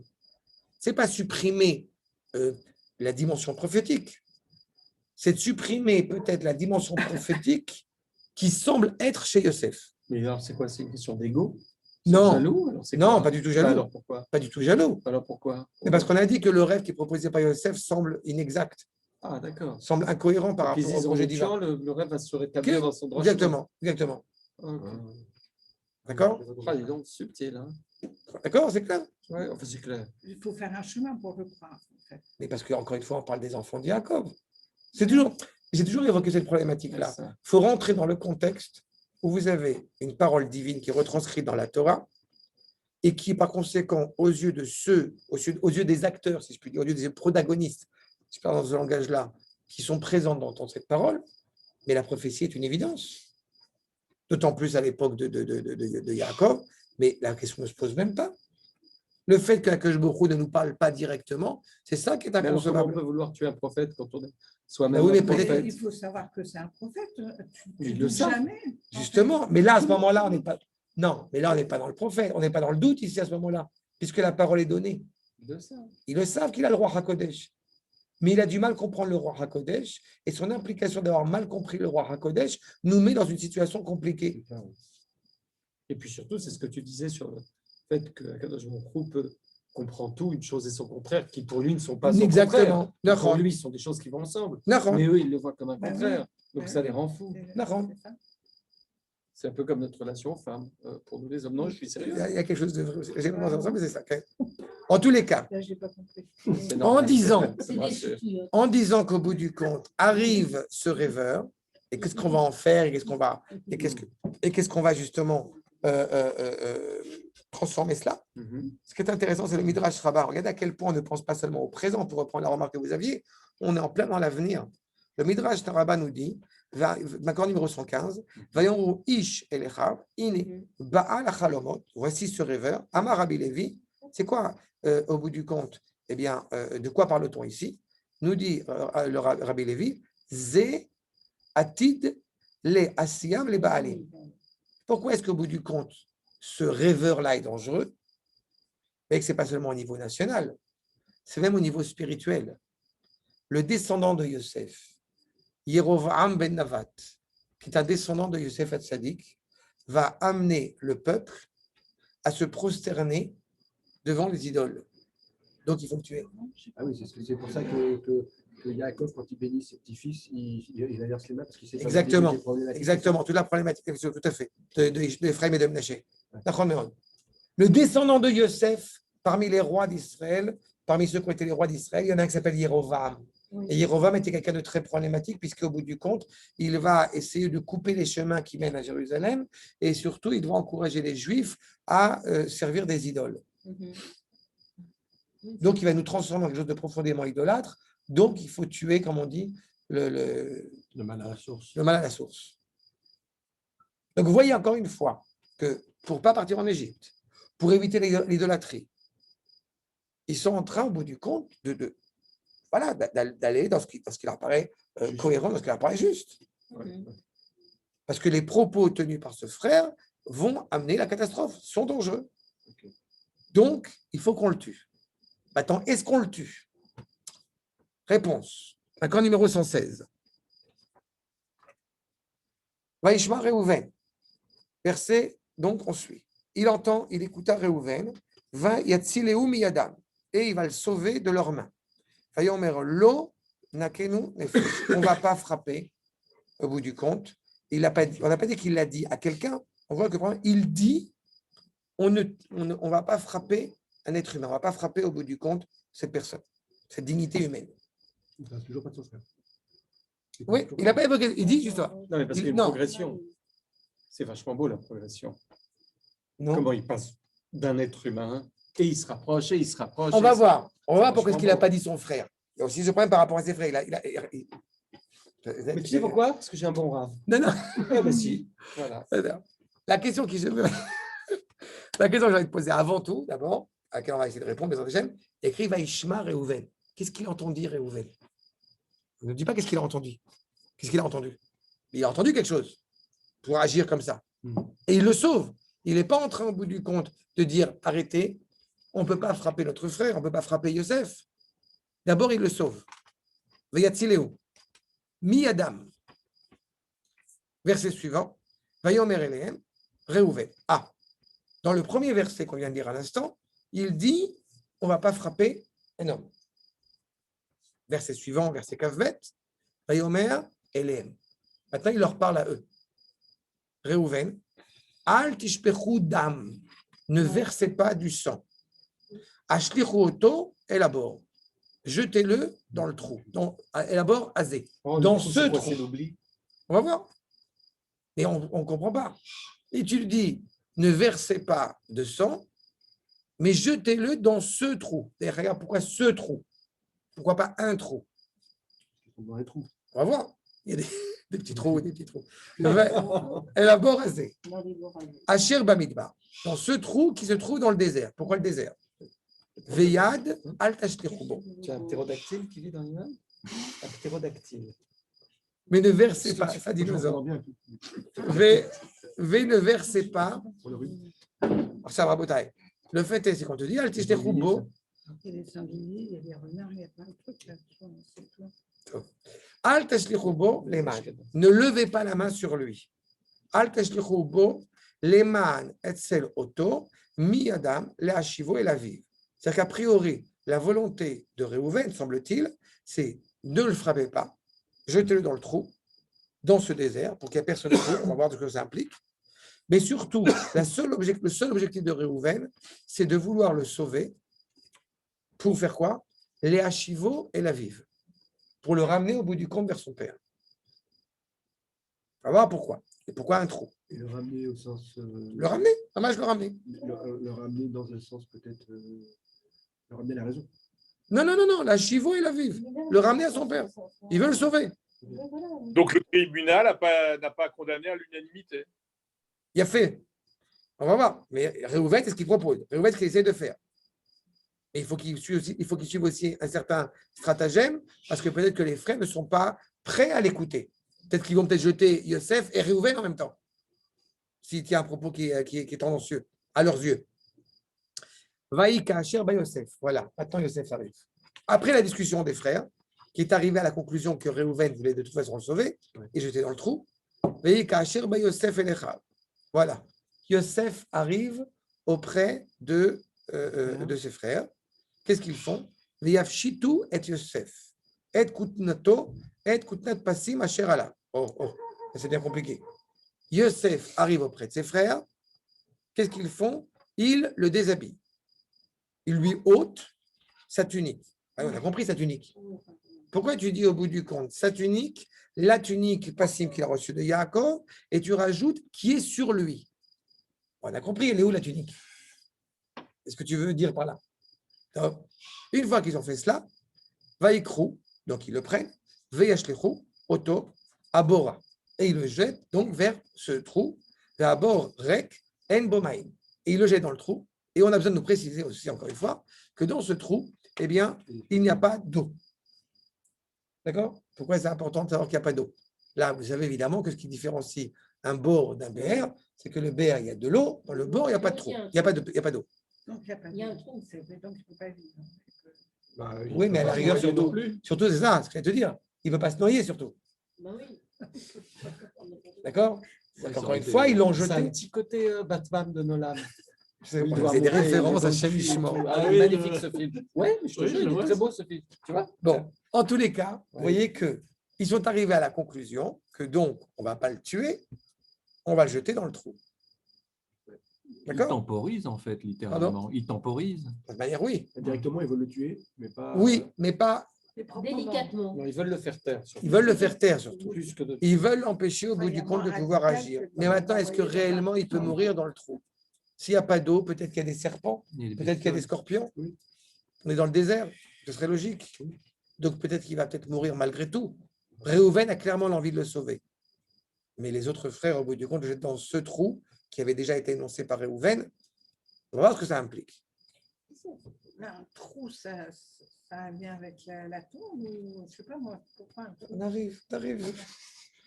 Ne cherchez pas. Tout ce que je dis, il faut que ça soit tac. Je suis super radical là-dessus. Je n'invente aucune idée. Je veux que tout soit dans les Chachamim. Il n'est pas créatif. Non, mais ça c'est vrai. C'est juste, je suis pas. Non, la question, elle est Ça fait un importante. moment que tu maintiens le suspense sur le trou quand même. On arrive, je te dis qu'on arrive. Okay. Toute la démarche, elle est importante. Je vois chaque verset. Je vois chaque verset. Mais tu vois à quel point c'est précis. Voyons, commençons. D'abord, le Makor 117. Qu'est-ce qu'a entendu Réhouven? Réhouven, Shama, Zé, Abat Kol, Vem lo Shamo. Oh, quand on te dit Vaishma Réhouven, il a entendu d'une certaine manière une voix céleste. Ah oui. Ouais. Parce qu'on se demande la question, pourquoi il. D'accord, qu'est-ce qu'il a entendu? Je ne te dis pas ce qu'il a entendu. Sous-entendu, les Chachamim vont te dire, il a entendu. Ah, bah oui. Non, Vaishma. Et donc, il a entendu ce que eux n'ont pas entendu. Eux, ils n'ont pas entendu. Mais lui, il a entendu. Les Chachamim, Réhouven, des Shmaya, chez Alav la Atzilo, ça veut dire que cette voix-là, au bout du compte, qui lui a parlé, il a compris que son rôle, c'est de sauver Yosef. Chez Alav la Atzilo, les Kach v'yatzilo miyadam. Donc, il n'est pas en train d'écouter personne. Il parle avec personne. Première chose, il prend Yosef, il le sort. C'est ce qu'il pense qu'il faut faire. D'abord, sauver Yosef. Après, il leur parlera. Regardez ce que nous dit l'Octave Sofer, Makor 118. Vaishma Reuven veyetzena miyadam. C'est le fils du Khatam Sofer. Amar lo HaKadosh Baruch Hu, Ata patachta be'atzalat nefashot techila. Ça veut dire que, en fait, le Midrash, qu'est-ce qu'il a entendu? HaKadosh Baruch Hu lui a dit, tu es déjà engagé pour pouvoir sauver, au bout du compte, Yosef. Techila. Chayecha et aner en mafrishim are miklat et là betrumcha tchila. Il faut se rappeler que les villes refuges de ceux qui ont commis un assassinat, ce qu'on appelle par inadvertance, vont aller dans des villes refuges. Et ça se trouve justement, d'abord et avant tout, là, il y a le Cohen, ils peuvent être libérés. Etc. Quand le Cohen meurt, quand il y a un changement, en tout cas, de Cohen Gadol. Mais le fait est qu'ils partent où? En des villes refuges. Eh bien, les premières villes refuges qui sont justement évoquées, c'est les villes, justement, dans chaque tribu. Sauf que là, il te dit, on ne va pas faire des villes refuges si ce n'est d'abord dans ta tribu. Pourquoi? Parce que tu es capable d'avoir un rapport bienveillant, miséricordieux à l'égard d'un meurtrier par inadvertance. D'accord? C'est ce que dit le Midrash. Ça veut dire que Réhouven, au bout du compte, qui a entendu cette voix, ce n'est pas que les autres n'ont pas entendu parce qu'ils étaient incapables d'entendre, ou je ne sais pas quoi d'autre. Non, la voix, elle a parlé à tout le monde. Seulement Réhouven a entendu. C'est le seul qui a tendu l'oreille. C'est le seul qui était habilité à l'entendre. Parce que les autres, à cause de la haine, au bout du compte, n'étaient plus capables d'entendre à ce moment-là. Donc lui, il a entendu. Raou yoter minatora, chez Tzifta le afrish aremiklat, lanous shama. Puisque la Torah, encore une fois, elle engage ces meurtriers à pouvoir s'enfuir vers des villes refuges. Shema rotzer hasharir tzachehu, qu'un meurtrier qui tuerait son prochain, bivli da'at, sans faire attention, agam she'en mechuyav mita, même s'il n'est pas condamné à mort, michol makom, yanous shama. Malgré tout, il va s'enfuir. Mipne goel adam, pour justement, à cause du proche qui a été du proche de la victime, qui pourrait avoir envie de le tuer. Et on ne va pas avoir confiance au miracle, évidemment. D'accord? Je ne vais pas espérer de ne pas me faire tuer par le frère de la victime que j'ai tué. Donc, Akadosh Baruch Hu, il a mis en place cette réalité. Et c'est ainsi qu'a fait Réhouven. De la même manière que celui qui a commis un meurtre par inadvertance, il s'enfuit vers cette ville refuge, alors qu'il pourrait tout à fait être tué par quelqu'un d'autre, eh bien, on a un peu la même problématique. Ça veut dire que Réhouven, en sauvant Yosef, il empêche au bout du compte, d'une certaine manière, ses frères de commettre un meurtre. Même si ce n'était pas par intention, même si c'était par jugement, ce que vous voulez. Mais fort, c'est qui le Rav qui a dit ça? Ça, c'est le Khatam Sofer. Vechen asa Réhouven, sheitzilet Yosef. Il va sauver Yosef, veudan oto le zakai. Il va sauver Yosef. Et au bout du compte, dans le jugement qu'ils sont en train de mettre en place tous ensemble, eh bien, il a délibérément considéré Yosef comme étant innocent. Michol makom, asaït pa'alut la'atziloto. En tous les cas, il a fait en sorte de pouvoir le sauver. Qui est vin ad kama, encore une fois, il a vu à quel point, eh bien, shiur midat habitachon, shelo lismoch alanes. Combien c'est important de ne pas avoir confiance au miracle. Je ne sais pas comment Yosef va être sauvé, certainement par Akadosh Baruch Hu, puisque c'est notre frère. Mais en tous les cas, je ne me fie pas au Nes. Je ne me fie pas au miracle. Je vais faire ce que j'ai à faire pour sauver mon frère. De la même manière, va nous dire le Rav, c'est un enseignement pour nous, à toutes les générations, que l'homme doit s'engager à toujours vouloir essayer d'agir selon l'ordre de la nature. Jamais au grand jamais, on dirait, au bout du compte, on n'a rien à faire, pour reprendre la remarque de tout à l'heure, on attend qu'Akadosh Baruch Hu vienne nous libérer, vienne changer les choses. Certainement pas. Je dois prendre en considération par les moyens naturels d'abord de faire ce que je peux faire dans les moyens de ce que je peux faire. C'est ce que fait Réhouven. Il va essayer. C'est ce qu'a fait Yaakov aussi quand il a préparé le bétail. Tout à fait. Tout à fait. Oui, il s'enfonce. Dis-moi, Laurent, tu as besoin qu'on appelle les pompiers ou quelqu'un? Parce que je vois que tu t'enfonces dans l'image. Non, c'est mon installation qui. Voilà, la tablette. Là, tu remontes. La tablette, elle glisse. Je suis désolé. Ne sois pas désolé, c'est nous qui l'étions pour toi. Et pourtant, il est grand. Et pourtant, il est grand. Moi, je ne bouge pas, mais c'est ma tablette qui bouge. Ah, Il est en d'accord. train de remonter dans Il est monté. En tous les cas, vous comprenez que sans l'intervention de Réhouven, Yosef aurait été tué. Oui. C'est ça que ça sort. Mais aux yeux de, enfin d'après ce que dit le Khattav Sofer, aux yeux de Réhouven, si c'est pareil à celui qui a tué par inadvertance, qu'on veut éviter qu'il se fasse massacrer, ça veut dire qu'il n'exonère pas non plus Yosef. Parce que quelque part, celui qui a tué par inadvertance, c'est un meurtrier. Donc, quelque part, si Yosef est comme ce personnage, il est toujours accusé. Oui, mais justement, il est en train de dire qu'il est en train de le considérer comme étant, en plus de ça, qu'il soit méritant ou non, mais en tout cas, qu'il soit coupable ou innocent, mais en tous les cas, il veut éviter de le faire tuer. Et donc quand tu dis non, mais c'est pas ça que dit. C'est pas ça. Mais je comprends ta question. Elias, Je comprends ta question. Non, j'ai compris ta remarque. Si on regarde la comparaison, ne vont dans ce village que ceux qui ont commis un meurtre par inadvertance. En fait, ça veut dire... il essaie de sauver Yosef par chesed, pas parce qu'il pense que Yosef est innocent. Oui, tout à fait. Et aussi pour protéger ses frères. Tout à fait. Il essaie de sauver ses frères. En fait, il sauve tout le monde. Lui. Mais Réhouven, c'est le fils. Oui, mais quel est l'erreur de Yosef? Qu'est-ce que Yosef aurait dû faire autrement? Réhouven est le fils aîné. Qu'est-ce que Yosef aurait dû faire autrement? Mais c'est ce qu'on a expliqué.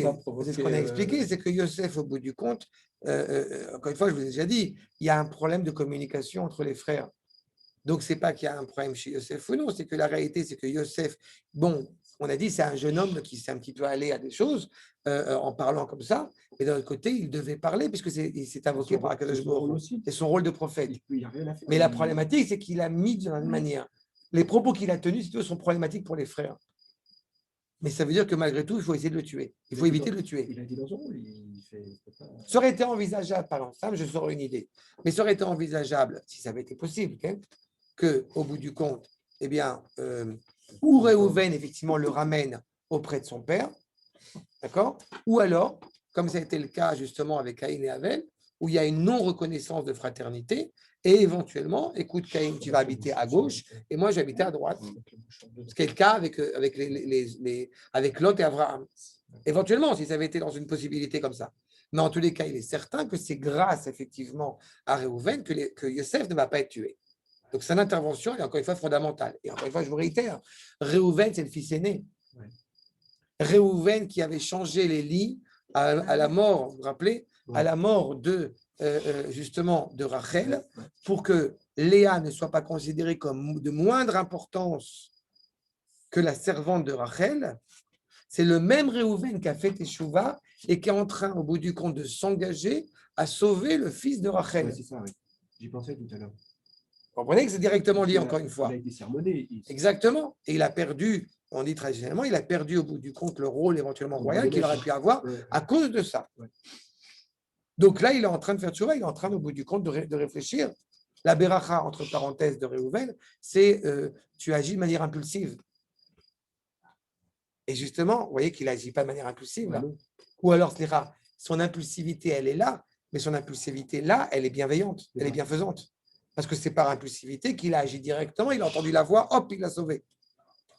Donc, il a aussi encore cette impulsivité. Mais d'arriver à aiguiller cette impulsivité vers quelque chose, justement, de constructif. Regardez ce que dit le Sfatemet. Macron numéro 119.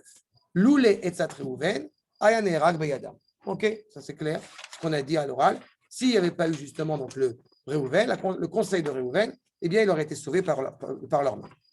Maintenant, le Rabben Amosé, ça c'est tout neuf maintenant, bon, je le livre.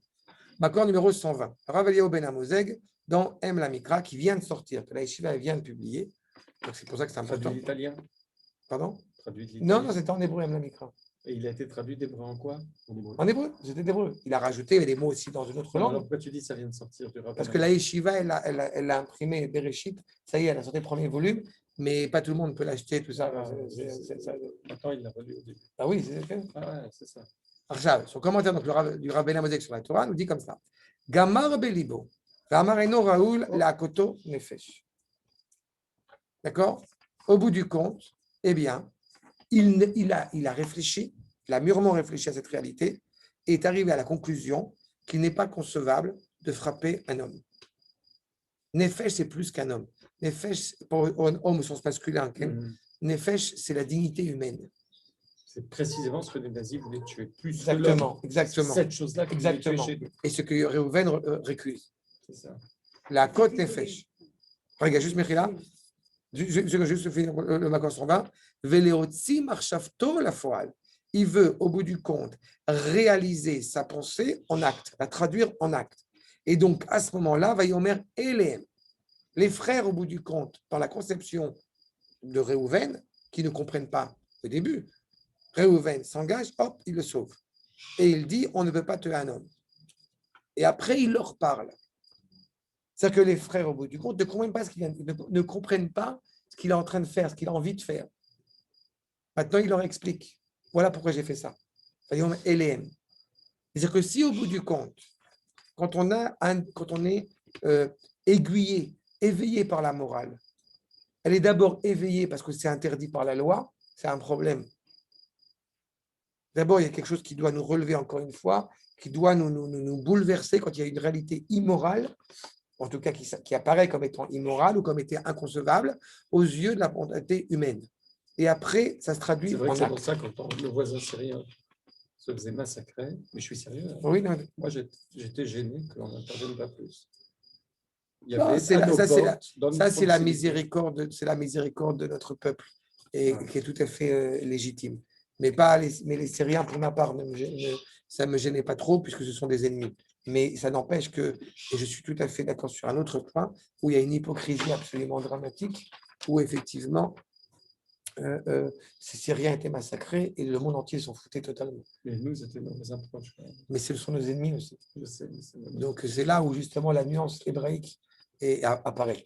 Mais cette vertu miséricordieuse à l'égard de son prochain, quel qu'il soit, est tout à fait juste. Mais encore une fois, je préfère me consacrer au peuple. Tu as bien raison. D'accord? Archav, le Natsiv. Voyez ma accord numéro 121. Ah, c'est Sylviane, tu voulais Non, c'est clair?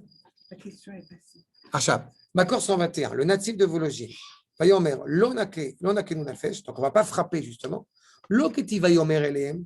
Au début, quand il dit on ne va pas frapper au bout du compte un homme, il n'a pas dit, il ne s'est pas tourné vers eux. L'oketi vayomer eleem. Kemo bekere asamour. Comme c'est dit par la suite. Et là, mitechila, ba Réhouven bekol ra'ash gadol. Réhouven, d'abord et avant tout, il fait du bruit. Il intervient avec force, okay? En plein désert. Et il se parle, il fait cette introspection. Umedaber el atzmo. Ayalo, lo tiye, lo nachmenu nefesh. Cette réalité-là n'a pas lieu d'être. J'ai presque envie de vous dire, il tape du poing sur la table. Et il dit non. C'est ça au bout du compte. Ah, ve'achar she'evinu, shelo yuchlu, alors neged rucho, ve da'ato shel Réhouven. Attends, les frères ont compris qu'ils ne pourront pas aller contre la pensée de Réhouven. Tu vois? Il y a un dinosaure à côté de chez nous. Ou un sanglier. Un bébé dans un sanglier volant. En tous les cas, vous comprenez la problématique. D'accord?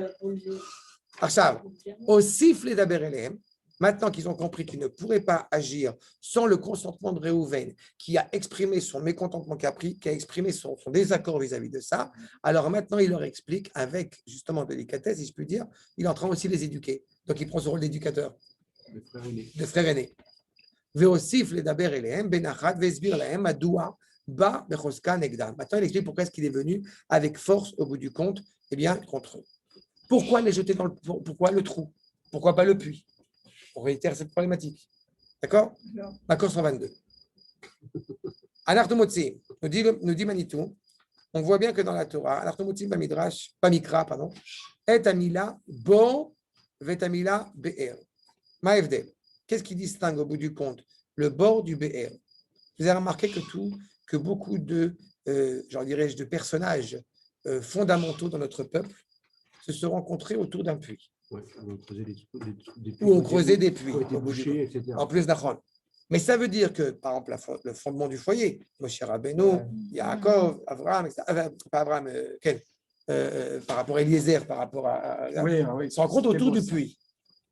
Donc, c'est-à-dire que le puits, a une dimension justement d'Afka vitale, qui engrange la vie. Alors que le bord, qui lui n'a pas d'eau, serait plutôt exactement l'inverse. Donc, ça réitère ma question. Pourquoi est-ce que dans ce cas-là, tu as envie, Réhouven, de le jeter dans ce trou, dans un trou particulier dans le désert, plutôt que de le sauver? Regardez d'abord ce que dit Manitou. Quelle est la différence entre le BR et le bord? À BR ou BR Maïm Chaim. C'est là où il y a de l'eau vive. À bord ou rek. En Bomaïm. Ce trou, eh bien, il n'y a pas, il est vide. En Bomaïm. Yesh Boné Hashim, chez Memitim. Il y a des serpents qui tuent. C'est pas? Léoumat à bord, allié des ABR, Yaakov Pogesh et Rachel. À l'instar, justement, donc, du trou, Yaakov rencontre Rachel au puits. Moshe rencontre son épouse. Et qu'est-ce que veut faire Réhouven en voulant dans le trou? Il y a des serpents et des scorpions, il n'y a pas d'eau. Donc, ils sont censés, c'est naturel, les serpents et les scorpions sont censés, je vous le dis un petit peu à l'oral, mais on va le voir dans le texte après.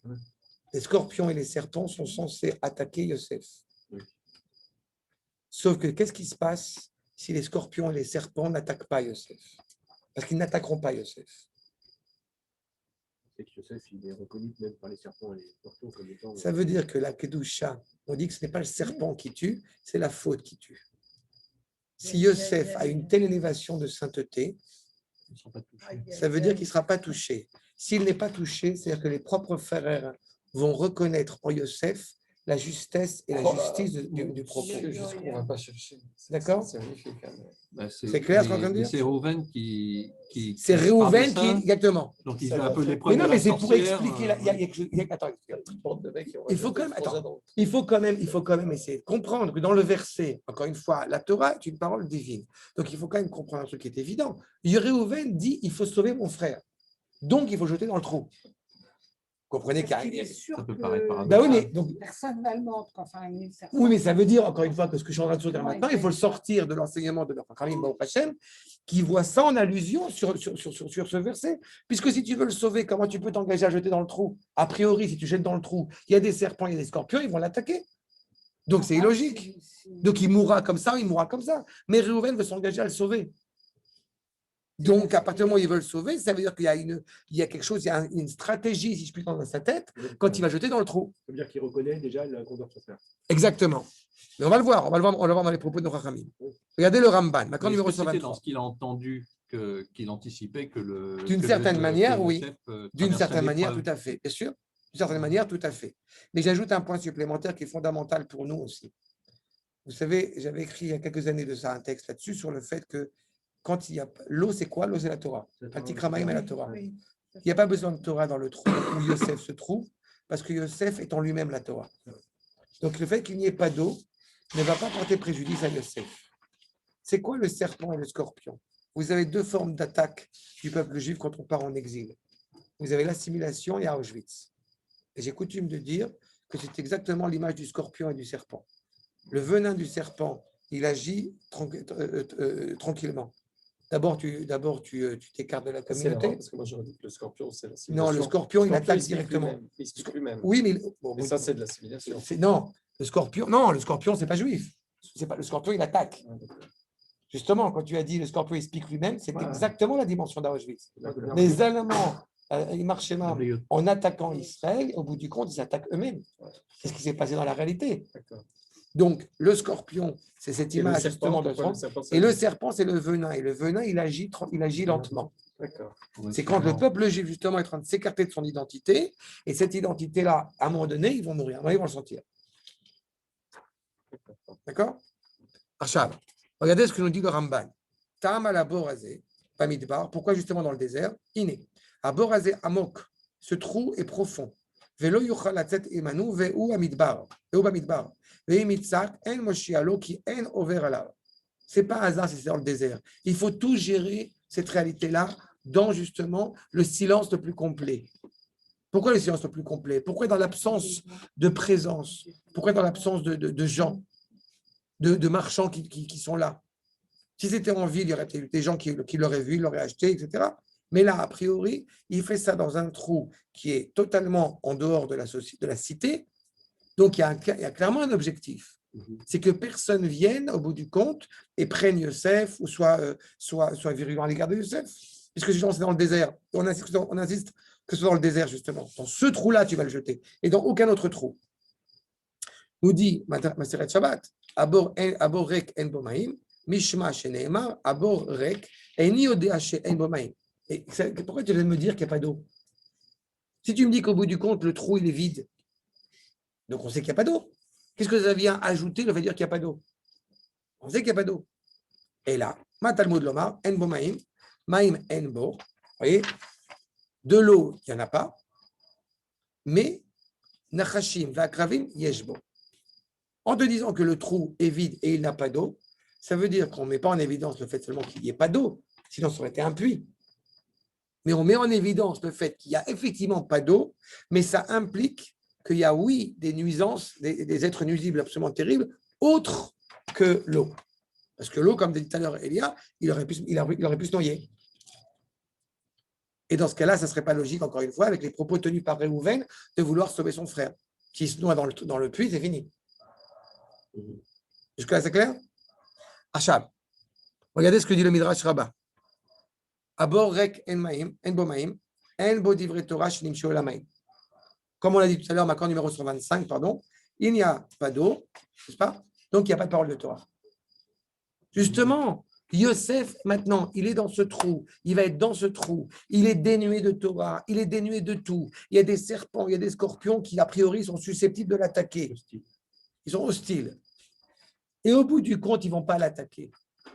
Vous voyez la démarche de Réhouven, elle apparaît évidente? Il fait tout en sorte pour qu'au bout du compte, eh bien, Yosef soit reconnu comme tel. Par cette démarche pédagogique. Ça, les frères, ils savent déjà que leur frère. Mais ils l'ont récusé. On a dit tout à l'heure qu'ils l'ont récusé. Ça ne peut pas les agacer encore plus. Non, mais parce qu'ils comprennent que c'est ainsi la parole d'Akadosh Baruch Hu. Ils avaient des doutes sur le fait que c'était la parole Oui, d'Akadosh Baruch Hu. ils avaient des doutes que c'était. En tout cas, c'était parfois, ils l'ont reconnu, parce que c'était Yaakov qui l'avait décidé ainsi, ou parfois l'inverse. En tout cas, ils n'étaient pas clairs par rapport à la parole de Yosef. Mais surtout, comme j'avais déjà expliqué, le fait qu'ils ne veulent pas faire, au bout du compte, un acte qui serait rédhibitoire aux yeux du Shulchan Aruch, parce qu'ils ont fait un bed din. Il y a un jugement qui est mis en place. Regardez Makor 126. Pareil, dans le Midrash Rabbah. Okay. Non, je sais, mais non, mais c'est-à-dire. Regardez ce que nous dit le Midrash Rabbah. Quand il entend Réhouven et qu'il va sauver son frère, il était où? Rabbi Yossé et Rabbi Nechemia et Rabbanan. Donc, les Chachamim nous disent, Rabbi Yossé Amar, Kol echad ve'echad miem, aya meshamesh et aviv, yomo, ve'oto ayom shel Réhouven aya. Rabbi Nechemia Amar, Amar Réhouven, ani bechor, ve'ein asirachon taloui elabi. Qu'est-ce qui se passe? Chacun des frères, au bout du compte, était en train d'étudier d'étudier auprès de leur père, auprès de Yaakov. Et quel est l'enseignement que Réhouven va tirer de son père? Eh bien, c'est qu'il est le fils aîné. Il se remémore son rôle d'aînesse. Et que par conséquent, eh bien, cet acte absolument terrible dépend de lui, ce qui ne veut pas laisser se faire. Rabbanan Amre, Amar Réhouven, ou monéoti, im echai veini metzilo. Are Yaakov Avinu, il a considéré que je faisais partie des frères. Comment est-ce que je pourrais impunément laisser cet acte absolument terrible se produire sans essayer de le sauver? Vous voyez la pensée de Réhouven? C'est ça qui est inscrit en lui. Et c'est par ce biais-là qu'Akadosh Baruch Hu va s'adresser à lui. C'est parce qu'il a déjà cette problématique qui l'anime en lui. Amar lo Akadosh Baruch Hu, c'est parce que tu as pensé comme ça que je vais agir comme ça. Encore une fois, la valeur des actes de l'homme est fondamentale. Quand tu t'engages sur le bout du compte, eh bien, une réalité, encore une fois, d'engagement à l'égard du peuple, eh bien, Akadosh Baruch Hu lui aussi fait sa part entre lui. Mais s'il n'y avait pas eu Réhouven, il n'y aurait pas eu Yosef, en fait. D'une certaine manière, oui. Et nous, oui, mais il était fondamental de pouvoir, et vice-versa. C'est pas possible. Il a fait Méod, mais il était important que Réhouven aussi, justement, eh bien, se révèle dans cette dimension d'aînesse, qui n'avait pas compris avec le changement des changements de matelas. Tout ce qu'on est en train de parler, encore une fois, c'est quand l'histoire est en train de se mettre en place. C'est valable pour chacun d'entre eux. Là. Bien sûr. Ils jouent tous leur rôle. Bien sûr, c'est pour ça que j'ai dit. Ouais. Et c'est vrai, encore une fois, à moindre échelle, mais combien de fois on est confronté à cette problématique-là que nos enfants, par exemple, eh bien, on pourrait les aiguiller, va à droite, va pas à gauche. Mais ils ont besoin de pouvoir faire leur propre soir, de voir s'élaborer. Donc, c'est exactement la problématique ici. Vous voyez ce que nous dit Manitou, Makor numéro 127. Madoua Reuven, Maré Lahem Bor Mesuyam. Je réitère ma question qu'on a évoquée tout à l'heure. Pourquoi est-ce que Reuven leur montre ce trou spécifique? L'ostambor kol shehu. Ce n'est pas juste, encore une fois, un trou kol shehu betochasadé dans l'oasis, dans le champ. Em ayu im tsonam et la dafka bebor midbar. Arrêt, ils sont en train, au bout du compte, je vous rappelle, aussi il faut se remémorer, ils sont avec leur troupeau, en train de faire paître leur troupeau, donc dans un endroit où il y a des pâturages, un endroit où il y a de l'herbe. Mais il leur a pas dit au bout du compte, allez, on va trouver un trou ici dans le pâturage et on va le mettre dedans. Non, on va aller dans le désert. C'est là-bas qu'on va le mettre. On a évoqué tout à l'heure le sens obvi, à savoir que c'est en plein désert, donc personne ne va entendre autour. Mais regardez l'enseignement que ramène Manitou. Bor lelochaim klal. À partir du moment où on voyait Yosef dans ce trou spécifiquement, chez où les losafek, mémite, qui est sans aucun doute, donc qui tue, Mishum Shieshbon Echashim Akravim, puisqu'effectivement il y a des serpents et il y a des scorpions, on est en plein désert. Et voilà Manitou qui nous dit Reuven Yadazot. Reuven, il sait pertinemment que dans ce trou il y a des serpents et des scorpions. Désormais, la seule chose qui va garantir à Yosef d'être épargné, c'est Akadosh Baruch Hu, puisqu'il y a encore une fois, naturellement, un scorpion et un serpent vont l'attaquer. Ve'amirat abad kol, et justement, quand Reuven il a entendu cette parole prophétique du ciel, si je puis dire, Mekabel et mlo tokpa, quand il a compris au bout du compte cette parole qui est tenue, As behemet nirema yuchalomotav. Alors évidemment, on va voir quels vont être les rêves de Yosef par la suite. Ve'achen, c'est ainsi qu'il a compris. Chen evin, Isaer et Izir et Taïnan Kulo. Il a compris au bout du compte toute la paracha qui est en train de se mettre en place.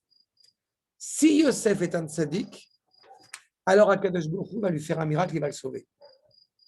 Et ce n'est pas que lui qui va le voir, c'est tous les frères qui vont le voir. Il faut prendre ce risque pour arriver à En tous les cas, lui est convaincu de ça maintenant par cette voix qu'il a entendue. Reuven, Ken. Donc il ne prend pas de risque. À son niveau, Nachon. Lui, il est sûr que c'est une démonstration qu'il est en train de faire. En fait. Exactement. En fait, le scorpion et le serpent, ça symbolise effectivement l'acte, les humains qui veulent, les frères qui veulent le tuer. Non, pas les frères. Non, pas les frères.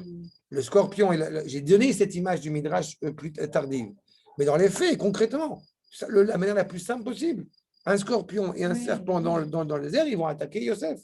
Ceux qui ne vont pas attaquer Yosef. Encore une fois, on est toujours sur cette conception de bien entendre qu'on est la créature façonnée, dirigée par un créateur. Tout en agissant de ce qu'on a à faire, l'histoire n'est pas vaine. D'accord ? Maintenant, Aïm em chalomotav behemet yanevoui, c'est la question qui se pose.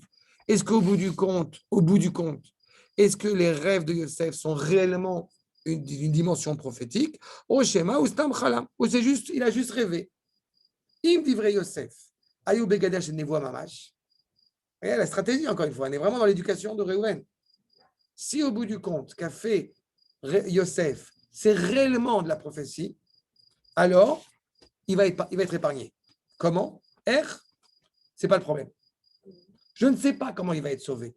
De la même manière, quand je vous dis une phrase du genre « on n'a plus d'exil », je ne sais pas comment on n'a plus d'exil. On va peut-être se recevoir des claques encore en Israël, malheureusement, mais il n'y a plus d'exil, parce qu'il n'y a plus de galoute après la troisième Géoula. Comment ça va se produire? J'en sais rien. Mais d'ailleurs, ce n'est pas important. C'est la même problématique ici. Il y a une histoire qui, clairement, encore une fois, à l'échelle du peuple, ce qui peut apparaître individuel ne relève pas de l'individu, mais relève du peuple. Par conséquent, Akadosh Baruch Hu est le maître à bord. Et du coup, comment ça va se produire? On n'en sait rien. Mais dans tous les cas, Akadosh Baruch Hu, il y a ses hôtes, Mishum shi Yosef imtzachen. parce qu'il trouvera grâce aux yeux d'Akadosh Baruch Hu, Yosef. Veim kach, em pnei advarim, achalomot yidgashmu, ve'af echad lo yochal limnoa zot. Et si tel est le cas, alors les rêves de Yosef vont se réaliser et personne ne pourra, au bout du compte, les empêcher. Ça veut dire aussi que quand on parle des rêves de Yosef qui sont évoqués, ce ne sont pas des décrets cruels de la part d'Akadosh Baruch Hu.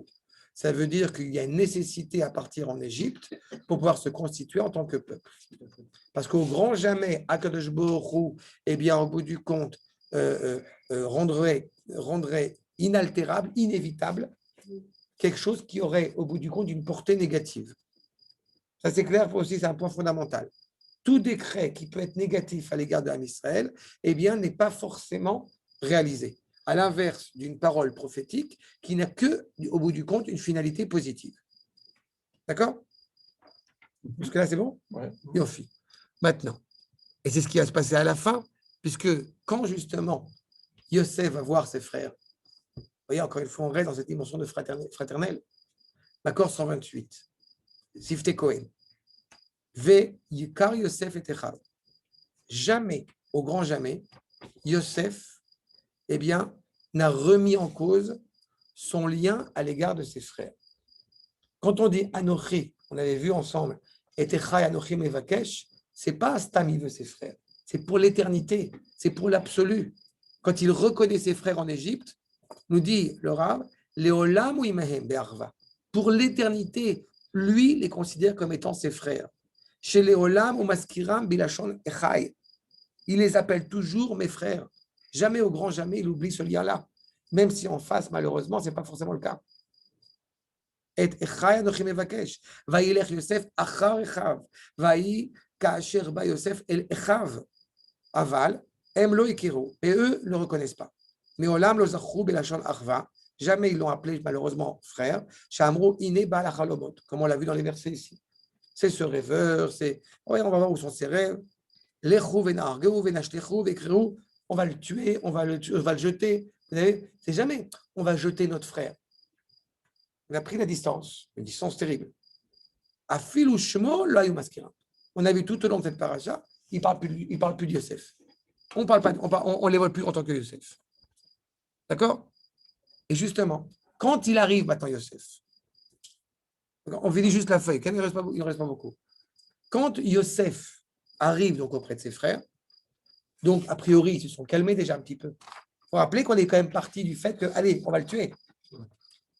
Il n'est pas encore là, on va le tuer. Il arrive, on est déjà en train de dire, on va le jeter dans le trou. Grâce à Réhouven. Donc, ce qui aurait pu être un acte absolument dramatique, qui nous est reproché de toute façon pour l'éternité, tant qu'on n'a pas résolu ce problème. Mais il n'empêche que ce qui aurait pu être réellement une effusion de sang réelle, c'est transformé en quelque chose de très problématique, mais qui n'a pas été un meurtre.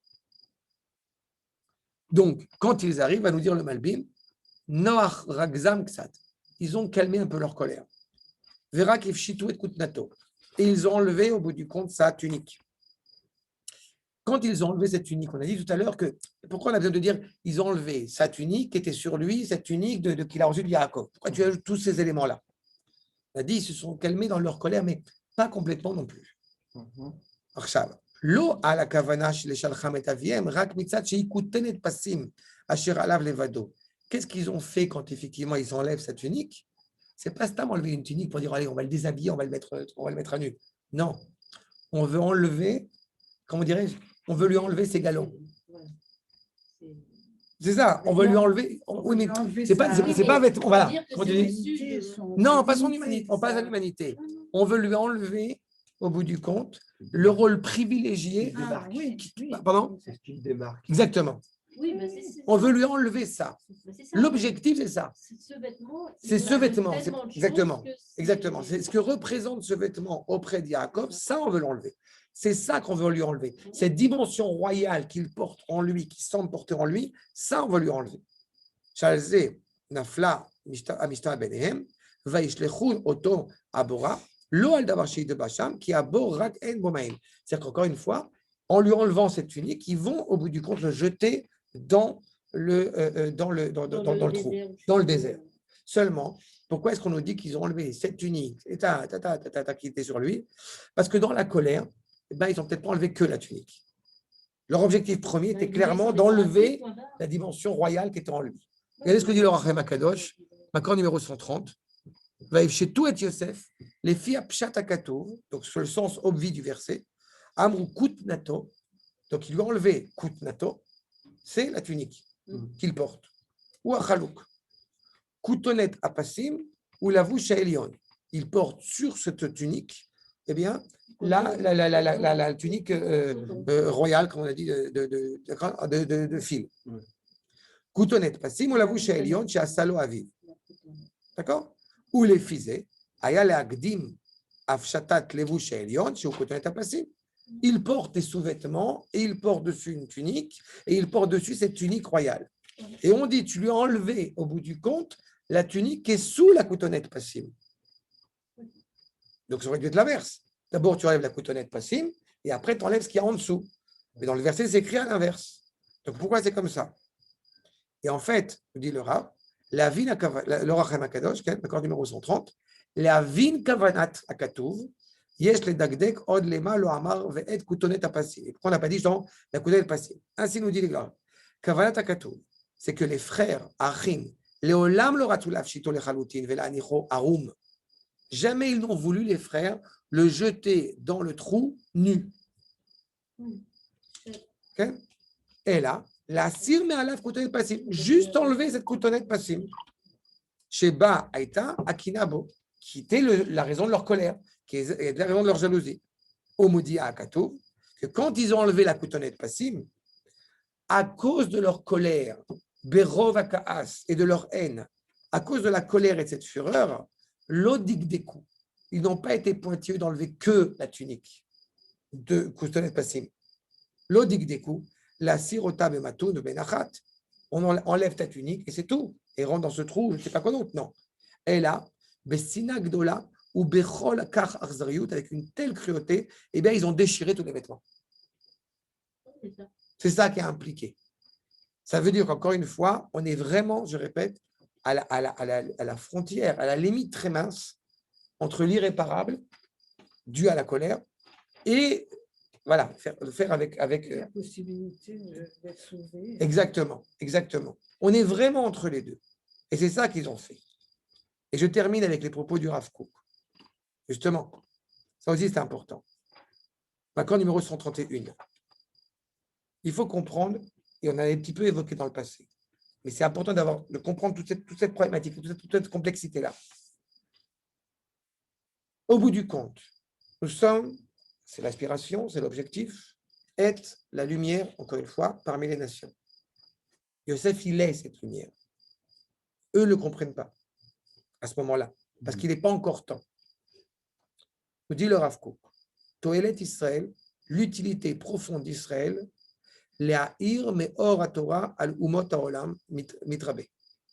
l'utilité profonde d'Israël, c'est qu'au bout du compte, nous sommes cette source de lumière de la Torah à l'échelle des nations qui doit, encore une fois, accroître.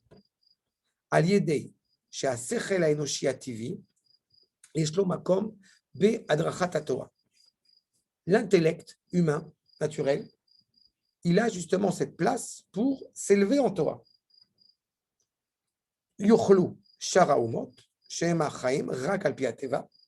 Comment est-ce que les nations qui sont profondément inscrites dans l'ordre de la nature, à la différence de Am Israël qui prend sa source dans au-delà de la nature, comment est-ce qu'elles vont pouvoir se rattacher au bout du compte à Am Israël, profiter de cette lumière qui leur est diffusée et donc bénéficier de cette lumière de Torah? Ce que le Rav Kook va nous dire ici, c'est assez impressionnant. C'est quoi, au bout du compte, j'ai envie de vous dire, la raison de la jalousie entre les frères, une fois de plus, c'est l'égoïsme. C'est écrit dessus. D'accord? Puisque l'objectif profond, c'est de savoir comment est-ce qu'on va influencer l'égoïsme. Est-ce qu'on va les influencer en étant parmi eux ou les influencer en étant chez nous? C'est dans ce rapport, encore une fois, à autrui, à l'étranger, en dehors d'Israël, que, eh bien, il se crée ce conflit terrible au sein même d'Israël. Si au bout du compte, une seconde, si au bout du compte, nous sommes profondément inscrits dans cet esprit suprême, cet esprit supérieur, qui est l'esprit qui prend sa source dans la neshama hébraïque, les nations ne peuvent pas s'y rattacher. C'est qu'on a besoin d'une certaine manière de se mettre au niveau de l'ordre de la nature, telle qu'elle est vécue dans le monde, pour que le monde puisse se rattacher de cette Torah. Et pour nous, c'est aussi un risque. Parce que si au bout du compte, on oublie la dimension divine qui est la nôtre, automatiquement, exactement, on peut se noyer dans cette réalité-là. Je termine pour vous dire, si vous avez des questions, j'écoute. Pour que je sois bien clair pour le fil de la pensée. Et Yosef, je reprends, Et Yosef, Alchou Abora.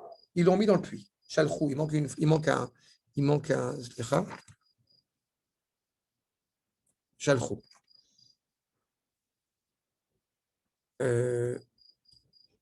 Chalchou. Ok.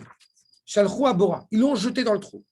Léorot, al Ishpilo et à Sechel, les Sechel Ainoshi. Qu'est-ce qu'ils font quand ils jettent Yosef dans le trou? Yosef, dans la grandeur de Yosef, l'esprit divin qui anime Yosef, eh bien, ils le mettent au niveau terrestre. Ils le mettent au niveau naturel. Mais au bout du compte, hélas, c'était nécessaire. C'est ce qu'il nous dit. Aval behemet ayat sarich leze. Aussi terrible ça puisse paraître, il faut que l'esprit de Yosef, qui est profondément divin, descende au niveau terrestre, descende dans la bassesse terrestre, si je puis dire. Mais c'était bien le but du voyage en Égypte aussi. Non. Le but du voyage, par le voyage en Égypte, de Yosef. il allait puisqu'il allait nous permettre de devenir un peuple. Non, regarde. Guerrier politique. Oui, mais justement, c'est pas ça. Là, tu parles par. Là, il y a un paradoxe. Regarde. Il y a deux choses. Là, je termine la phrase sur la foi et je réagis dessus ce que tu dis.